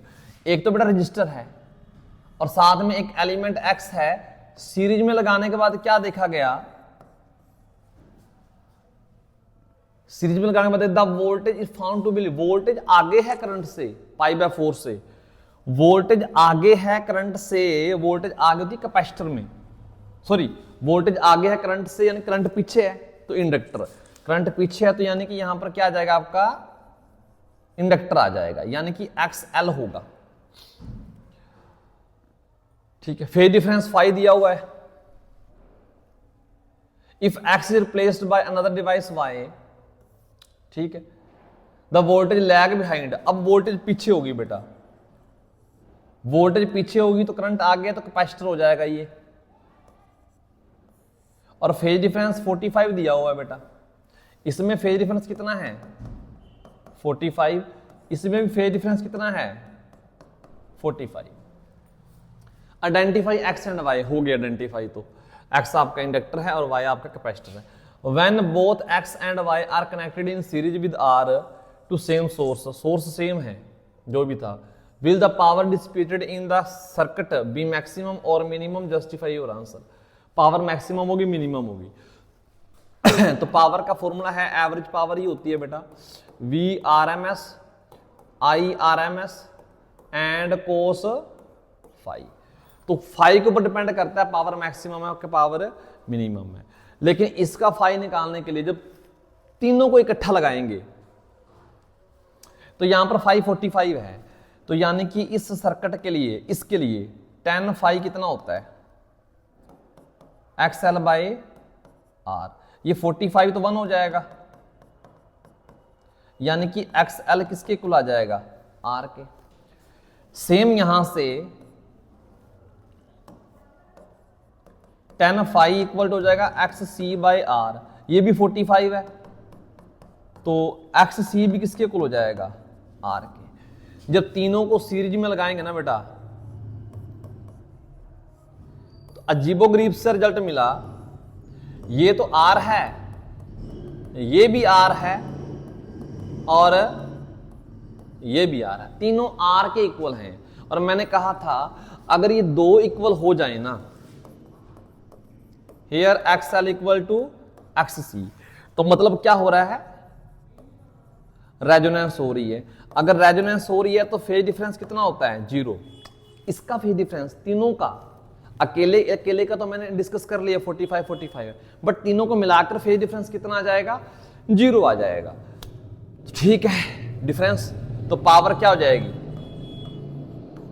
अगर कोस 0 कितना होता है 1 मैक्सिमम वैल्यू, तो ये आ जाएगी मैक्सिमम। जस्टिफाई का मतलब होता है कैसे आया वो बताओ, एक होता है सिर्फ आंसर दे देना जी मैक्सिमम आएगा मिनिमम आएगा, जस्टिफाई का मतलब है पूरा दिखाओ करके। नेक्स्ट ट्रांसफॉर्मर आ गया जी आपका। अब power transmission line feed input voltage इतनी है, to step down transformer with primary winding having 300। देखो कितनी वोल्टेज है प्राइमरी में, जो प्राइमरी में वोल्टेज होते हैं उसे EP लिख देते हैं। प्राइमरी में वोल्टेज कितनी है 2200 वोल्ट। ट्रांसफॉर्मर कैसा है स्टेप डाउन, ठीक है। प्राइमरी वाइंडिंग कितनी है, प्राइमरी में नंबर ऑफ टर्न कितनी है 3000। Find the number of turn in the secondary to obtain the power output 220 volt. जो आउटपुट वोल्टेज चाहिए ना मुझे, ठीक है ना, आउटपुट वोल्टेज चाहिए सेकेंडरी में, वो कितनी चाहिए 220 वोल्ट। क्या आपको पता है जी? आपको पता होगा ट्रांसफॉर्मर में ES by EP equal to NS by NP होता है, ठीक है। और एक रिजल्ट और होता है आइडियल ट्रांसफॉर्मर में input power equal to output power equal to input power. ये पावर होती है वोल्टेज इनटू करंट। तो मैं ये फॉर्मूला लगाने जा रहा हूं बेटा। EP दिया हुआ है 2200, ES दिया हुआ है 220, NS निकालना है और NP दिया हुआ है 3000। 2 जीरो कट गई, ठीक है जी। और ये ऊपर कितना आ जाएगा 10 आ जाएगा। तो 30 × 10 300 आ गया बेटा, ये आ गया जी, डन है, ठीक है जी, हो गया, ठीक है। Next, calculate the quality factor of LCR circuit. L दिया हुआ, C दिया हुआ है एंड R दिया हुआ है। क्वालिटी फैक्टर का फॉर्मूला बेटा आप खुद करोगे 1/R, क्योंकि बोर्ड थक गया है, and L/C 1/R root L/C। तो सब कुछ आपको दे रखा है। R दिया हुआ 10, L आपको दिया हुआ है 2, C दिया हुआ है 2 माइक्रोफैरड, ये कट गया 1/10, ये ऊपर चला जाएगा 10 की पावर 6 प्लस का हो जाएगा। रूट लेंगे तो 10 की पावर 3 आ जाएगा, एक कटने के बाद 2, यानी कि 100 आ गया आपका। Mention the significance of quality factor. Quality factor क्या करता है, जो रेजोनेंस होती है ना कितनी हुई, उसकी शार्पनेस बताता है, ठीक है ना। जो क्वालिटी फैक्टर है ना, ठीक है ना, जो क्वालिटी फैक्टर है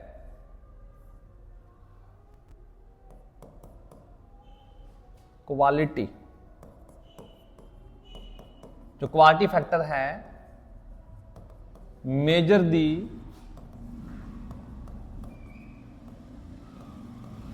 शार्पनेस ऑफ दी रेजोनेंस। जितना क्वालिटी फैक्टर ज्यादा का उतना रेजोनेंस जो कर्व बनता है वो शार्प बनता है। अब रेजोनेंस कर्व कैसा बनता है बेटा, वो जैसे मान लो आपने करंट और फ्रीक्वेंसी में ग्राफ बनाया तो ये ऐसा ग्राफ बनता है, इसे बोलते हैं रेजोनेंस कर्व, ठीक है। जितना क्वालिटी फैक्टर ज्यादा होगा ये कर्व उतना ही शार्प बनेगा, ऐसे करके ऐसे आएगा, ठीक है ना। शार्पनेस को बताते हैं रेजोनेंस की, ठीक है जी, ओके हो गया। नेक्स्ट क्या है, LCR सर्किट है बेटा, R20 दिया हुआ है, L आपको 2 हेनरी, ये 50, 200 वोल्ट से कनेक्ट कर दिया। वेरिएबल फ्रीक्वेंसी है, मेरे ख्याल में कह रहा है व्हाट इज द एम्पलीट्यूड। देखो amplitude of current and the average power transferred to the circuit in one complete cycle at resonance. Calculate the potential drop across capacitor.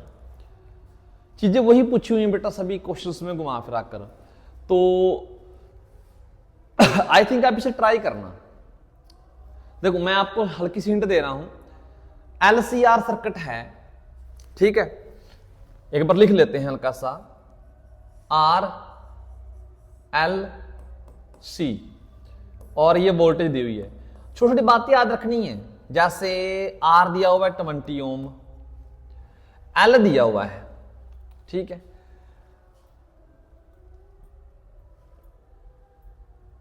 और सारा केस कहां चल रहा है, रेजोनेंस पर चल रहा है, ठीक है, एट रेजोनेंस, रेजोनेंस का जिक्र हो रहा है ना, तो रेजोनेंस पर चल रहा है। तो क्योंकि इसने फ्रीक्वेंसी दी नहीं हुई, तो मेरे पास एल मुझे पता है 2 हेनरी है और सी पता है 15 माइक्रो फैरेड है, वोल्टेज 200 है। अब ये 200 वोल्टेज कुछ नहीं बताया तो आरएमएस वैल्यू होती है बेटा, याद रखना। What is the amplitude of current and average power. Resonance पर क्या होता है बेटा, अगर आप रेजोनेंस की बात करते हो ना, तो रेजोनेंस पर जो जेड होता है ना, जेड इक्वल टू आर होता है, ठीक है, रेजोनेंस पर जेड इक्वल टू आर होता है। पहले में एम्पलीट्यूड ऑफ करंट, एम्पलीट्यूड का मतलब मैक्सिमम वैल्यू, तो वी मुझे पता है, तो आई आता है वी अपॉन आर, यानी कि जेड आएगा यहां, और जेड की वैल्यू कितनी है आर, तो 200 डिवाइड बाय जेड की वैल्यू कितनी है बेटा, जेड 20, यानी कि 10 एम्पियर करंट फ्लो करेगा रेजोनेंस में। एवरेज पावर, ठीक है ना, transfer to the circuit in 1 complete cycle at resonance. Resonance पर एवरेज पावर कितनी जाएगी बेटा, एवरेज पावर का फॉर्मूला ये होता है V R M S I R M S into cos phi. Resonance पर फाई की वैल्यू कितनी होती है, देखो यहां तो आप ये फॉर्मूला लिख लो। आप करंट को क्या लिख सकते थे, करंट को क्या लिख सकते हो, करंट वैसे निकाल भी रखा है, ठीक है ना। चलो 1 मिनट बेटा, 1 मिनट, गलती होगी। ये करंट कौन सा निकला है, आरएमएस। क्यों, ये आरएमएस वैल्यू थी, ठीक है, तो करंट भी कौन सा निकलेगा, आरएमएस। आपको एम्पलीट्यूड चाहिए, तो एम्पलीट्यूड कितना होता है, आरएमएस होता है आई नोट बाय रूट 2, तो आई नोट आ जाएगा रूट 2 की किससे मल्टीप्लाई कर दोगे, 10 से, इतना आ जाएगा बेटा मैक्सिमम करंट।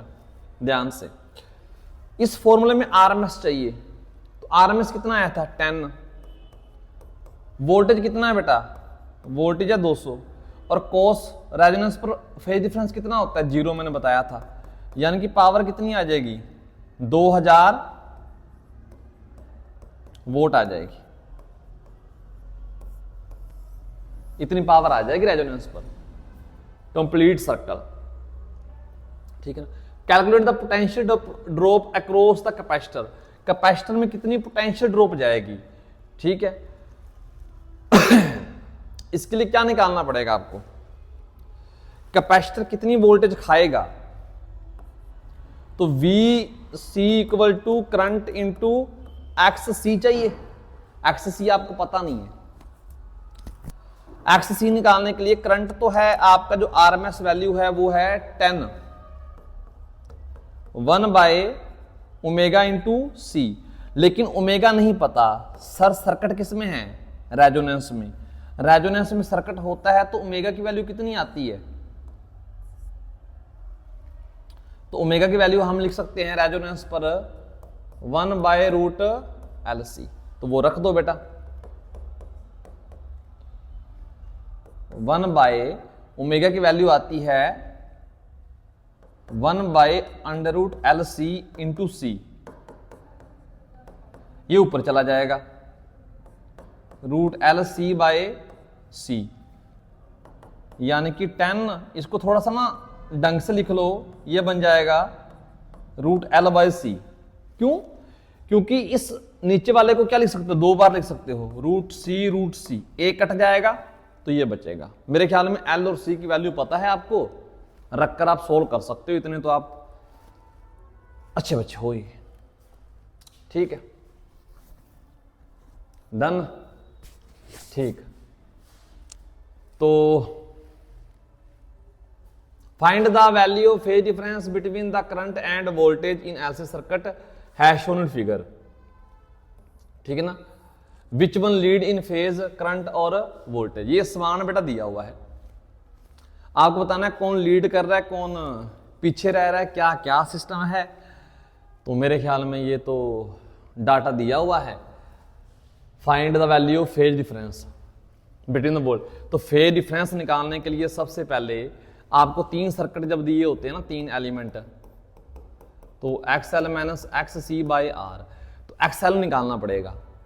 तो XL होता है ओमेगा इंटू एल, XC होता है 1 by omega into C. Omega कितना है, ये होता है बेटा, देखो ध्यान से देखा करो, V equal V naught sine omega t होता है ना, तो ये ओमेगा है, ओमेगा 1000 है, इंटू एल की वैल्यू कितनी है, एल की वैल्यू 100 मिली हेनरी, मिली मतलब -3, तो ये 3 से 3 कट गया, तो आंसर आ जाएगा 100 ओम। XC कितना आ जाएगा, 1 बाई ओमेगा कितना है बेटा 1000, C कितना है 2, माइक्रो 10 की पावर -6 होता है, तो 2 ऊपर कौन है, ये ऊपर चला जाएगा, 10 की पावर 6, नीचे कितनी है बेटा 10 की पावर 3, ऊपर 10 की पावर 3 बचेंगी, और नीचे कितना आ जाएगा बेटा, ठीक है, नीचे 2, ओके, C आ गया, ठीक है 2, और ऊपर 1000 नीचे 2, बेटा ये 500 आ जाएगा। XC कितना आ जाएगा 500, और XL कितना है 100। तो फेज डिफरेंस निकालना है, तो निकालते हैं, tan phi XL minus XC, XL कितना है 100 माइनस XC कितना है 500, R कितना है क्वेश्चन में देखो बेटा 400, तो ये -1 आ जाएगा। हालांकि यहां पर मोड लगा सकते हो, जस्ट ओनली वैल्यू मैग्नीट्यूड लोगे तो फाई कितना आ जाएगा 45। अब आप ये बताओ फेज डिफरेंस 45 आ गया, बट आगे कौन है पीछे कौन है, कौन लीड कर रहा है, तो बड़ा कौन है बेटा, मैंने बताया था जो बड़ा होगा वो लीड करेगा। XC की वैल्यू क्या है, XC ग्रेटर देन XL, तो यानी कि XC की मानी जाएगी। C क्या कहता है, कैपेसिटर की करंट आगे होना चाहिए, मतलब आप लिखोगे करंट क्या करेगा, current lead the voltage by pi by 4, ये आ गया जी, पहला done. Without making any other change, कोई और चेंज नहीं करना। Find the value of additional capacitor C to be connected in parallel with the capacitor C, C के साथ कोई और कैपेसिटर लगाना है पैरेलल में, यानी कि यहां ऐसे लगा देना है। क्या करना है, in order to make power factor of the circuit unity, power factor को बेटा यूनिटी बनाना है। अब पावर फैक्टर यूनिटी बनाने के लिए मतलब पावर फैक्टर होता क्या है वो आना चाहिए दिमाग में। पावर फैक्टर यूनिटी बनाना है यानी कि कोस फाई को आपने 1 बनाना है, यानी कि फाई को आपने 0 बनाना है, फाई 0 बनाना है। और बेटा 3 सर्किट है, फाई 0 का मतलब रेजोनेंस होता है, रेजोनेंस लेकर आनी है और कुछ नहीं। रेजोनेंस लाने के लिए क्या करना है, देखो रेजोनेंस कब आती है, XL जब XC के इक्वल हो जाए। अब ये XL कितना आया था 100 आया था, XC कितना था 1 बाय ओमेगा। देखो C की जगह क्या लिखना है, 2 कैपेसिटर हैं, C तो पहला ही है, पैरेलल में एक और लगा दोगे ना तो C नेट कितना आ जाएगा, यहां क्या लिखोगे C नेट, तभी दोनों इक्वल होंगे ना। तो 1 बाय ओमेगा है बेटा 1000, और C नेट पैरेलल में कैपेसिटर कैसे ऐड करते हो, C प्लस C1 जो नया ऐड किया इसको इधर ले आओ, 10 की पावर 5 हो गया equal to 1 by C plus C1, C plus C1 ये नीचे चला जाएगा, 10 की पावर -5 हो गया, नीचे आकर ऊपर चला गया, ठीक है। C दिया हुआ 2 माइक्रोफैरेड, और इसको 10 से मल्टीप्लाई कर देंगे, 10 से डिवाइड कर देंगे, ये पावर ऊपर जाकर 10 की पावर -6 हो गया, C1 ये उधर चला जाएगा, -2 इंटू 10 की पावर -6, तो ये आ जाएगा 8 इंटू 10 की पावर -6, यानी कि जो C1 आया वो 8 माइक्रोफैरेड आया। बेटा क्वेश्चन को डिटेल में देखना है बड़े ध्यान से। वो ये कहना चाह रहा है कि पावर फैक्टर यूनिटी बनाओ, हमने कहा बना लेते हैं। तो फेज डिफरेंस कितना होना चाहिए था? 0। और फेज डिफरेंस 0 होने का मतलब ही क्या है? रेजोनेंस। ठीक है, 3 सर्किट 3 एलिमेंट है ना, तो रेजोनेंस। रेजोनेंस कब होता है? जब एक्स इक्वल टू एक्स होता है। तो पॉइंट स्ट्रॉन्ग होने चाहिए। ठीक है, कहते हैं एलसीआर सर्किट है, 220 वोल्ट है, वेरिएबल फ्रीक्वेंसी एसी दी हुई है, ये दे दिया, ये दे दिया, ये दे दिया।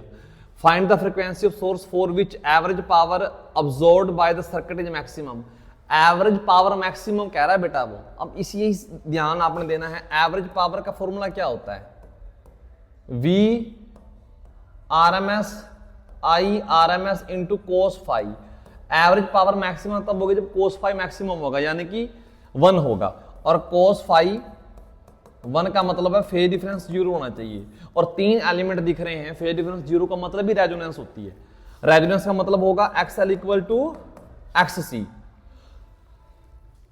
फ्रीक्वेंसी निकालनी है रेजोनेंस पर, तो फ्रीक्वेंसी का फॉर्मूला क्या होता है? Omega equal to 1 by root LC। यहां क्या लिख सकते हो?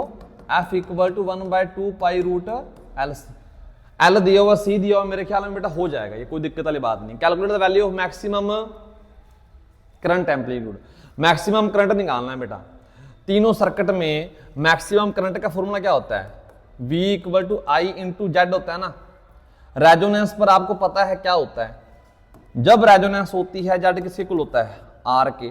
तो करंट की वैल्यू निकालनी है V बाय R। V दिया हुआ है 220 वोल्ट, ये कुछ नहीं बताया तो कौन सी वैल्यू दी हुई है? RMS दी हुई है। R कितना दिया हुआ है? 110। काटने के बाद कितना आ जाएगा? 2। लेकिन ये कौन सी वैल्यू आई बेटा? कुछ नहीं बताया तो RMS होता है। तो ये RMS आई है, RMS आई है। उसने आपसे कौन सा पूछा है? मैक्सिमम करंट पूछा है। तो मेरे ख्याल में इतना तो अब तक आपको पता चल गया होगा दोनों में रिश्ता क्या होता है। तो मैक्सिमम होता है √2 इंटू RMS। तो यानी कि √2 इंटू 2 आंसर आ जाएगा आपका फाइनल। यह आ गया लास्ट नहीं है, एक आधा हो रहा है बेटा। स्टेप अप स्टेप डाउन के लिए डायग्राम बनाना है। ठीक है जी, बना लेना। A step up transfer convert into low voltage into high voltage does it violate the principle of conservation energy. क्या कहते हैं? कंजर्वेशन एनर्जी को वॉयलेट करता है। हाई वोल्टेज को लो वोल्टेज में कन्वर्ट कर दिया, लो वोल्टेज को हाई में कन्वर्ट कर दिया। क्या एनर्जी कंजर्व रहती है इसमें? जी रहती है। हम पावर क्या होती है? ओए इसके बिना खड़े नहीं मान बेटा। तो जो इनपुट पावर होती है ना बेटा, इनपुट पावर होती है वो किसके इक्वल होती है? आउटपुट पावर के इक्वल होती है। तो मतलब पावर तो उतनी है, यानी कि इसको लिख सकते हो EP IP ES IS। अगर आप इसको बढ़ाओगे ना, इनपुट पावर में वोल्टेज को बढ़ा रहे हो तो करंट क्या हो जाएगा? कम। स्टेप अप ट्रांसफॉर्मर अगर वोल्टेज को अप करता है ना तो करंट को डाउन करता है। स्टेप डाउन ट्रांसफॉर्मर अगर वोल्टेज को डाउन करता है तो करंट को अप करता है। दैट्स इट, हो जाएगा, कोई बड़ी बात नहीं है। ठीक है, तो जो नेक्स्ट है, अ step up transformer has 200 and 300 turn. Step up transformer में क्या होता है? इनपुट में कम टर्न होती है, आउटपुट में ज्यादा होती है। तो यानी कि ये NP है 200 और NS है 3000 in its primary and secondary. ये प्राइमरी सेकेंडरी को respectively. The input voltage given to primary coil. Input voltage कितनी है प्राइमरी के लिए? यानी कि EP कितनी है? 90 volt. Calculate the output voltage across the secondary coil. Output voltage निकालनी है। तो मैंने अभी कहा है एक फॉर्मूला आज लिखवाया था, ES by EP NS by NP। तो आपको ES निकालना है, तो ES आ जाएगा, NS कितना है? 3000, NP कितना है? 200, सॉरी हाँ NP, और EP कितना आ जाएगा 90, 0 से 0, 0 से 0, ठीक है। और ठीक है, ये आ जाएगा 27 और ये आ जाएगी 2 जीरोस और डिवाइड में 2, तो ये आ जाएगा 1350 वोल्ट। ये आंसर आ गया आपका, ठीक है। The current in primary coil if the current in secondary coil is, तो प्राइमरी कोयल में करंट निकालना है अगर सेकेंडरी कोयल में दिया हुआ है तो EP IP ES IS, इस फॉर्मूले का यूज करो।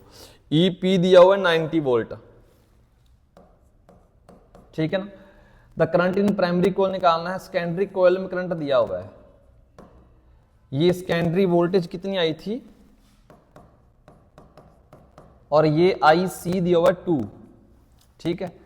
तो IP निकालना है, डिवाइड बाय 90 इंटू 2, तो G 0 से 0 कट गया, बाकी मल्टीप्लाई करके डिवाइड कर लेना, ठीक है। कैलकुलेशन है, फोन भी बंद होने वाला है और ठीक है जी।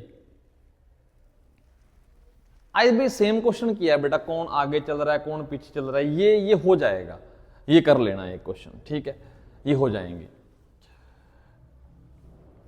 ये भी लगभग वैसा ही है जो अभी करवाया है, कहते हैं स्टेप अप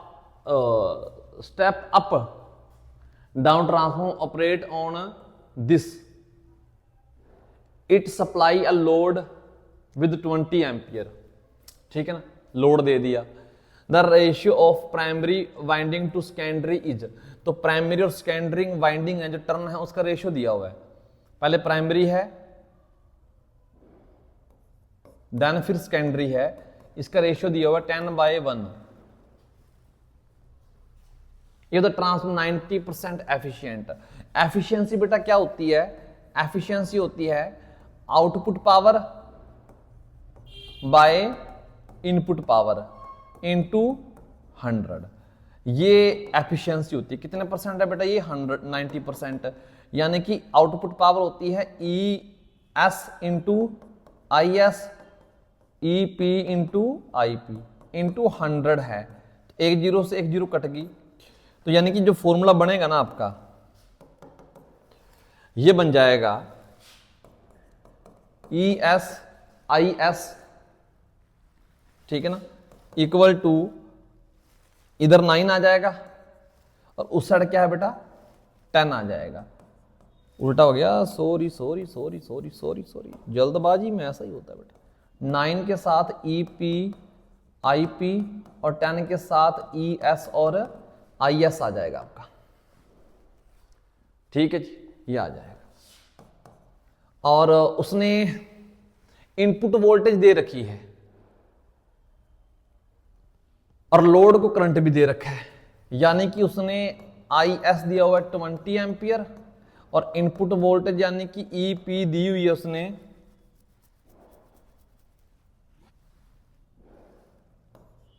2.5 किलो को बेटा वोल्ट में कन्वर्ट कर लेना, ये आ जाएगा, ठीक है। यहां तक डन हो गया। द पावर आउटपुट निकालनी है, ठीक है, आउटपुट पावर निकालनी है, तो ठीक है। The voltage and current in secondary, देखो ध्यान से, ये कुछ दिया हुआ है और एक फॉर्मूला ये भी तो होता है EP by ES NP by NS, ये दिया हुआ है 10/1, तो 10 ही लिख लो। EP कितना दिया हुआ है, इनपुट पावर कितनी दी हुई है, यानी कि इनकी मल्टीप्लाई करने के बाद कितना आ जाएगा 2500 आ जाएगा बेटा, और डिवाइड बाय क्या आ जाएगा ES, तो जो ES की वैल्यू आ जाएगी वो आ जाएगी 250 वोल्ट, ये इनपुट वोल्टेज आ गई, ठीक है ना, सेकेंडरी वाली वोल्टेज आ गई। तो सेकेंडरी वोल्टेज कितनी आ गई आपकी, जो ES है वो 250 वोल्ट आ गई। अब उसने क्या पूछा हुआ है, आउटपुट पावर पूछा हुआ है। आउटपुट पावर का फॉर्मूला क्या है? आउटपुट पावर आप यहां से निकाल सकते हो, यहां से, ये होती है आउटपुट पावर। तो इसको ऊपर रख देते हैं, ये होती है आउटपुट पावर। तो जो आउटपुट पावर है, ये होती है ना ऊपर वाली आउटपुट पावर, ये वाली आउटपुट पावर आ जाएगी 9 इंटू इनपुट पावर। तो 9/10। ईपी कितना है? इनपुट वोल्टेज कितनी है? 2500। ठीक है, इनपुट 2500 है। और इनपुट करंट दिया हुआ है आपको? नहीं दिया हुआ। तो इनपुट करंट निकालना है, नहीं दिया होगा। द करंट इन सेकेंडरी पूछ रहा है ना बेटा वो, तो यानी कि ये करंट कौन सा दिया हुआ है? प्राइमरी दिया हुआ है। तो यानी कि प्राइमरी करंट भी आपको दिया हुआ है, यानी कि 20। ये कट गया 0 से 0, 0 0, 9 5 45, 5 4 और 9 2 18 और 4 22। ये आपकी आउटपुट पावर आ जाएगी बेटा। ठीक है, और बाकी करंट निकाल सकते हो। सेकेंडरी करंट कहाँ से निकालोगे? इसी फॉर्मूले से। ये आपको पास आ गई ना पावर कितनी आई, तो इसका यूज करके आप निकाल सकते हो। ठीक है, ओके, यहाँ तक डन है। ठीक है, सारे क्वेश्चन डन हो गए। सो मिलते हैं नेक्स्ट वीडियो में। Take care, bye bye.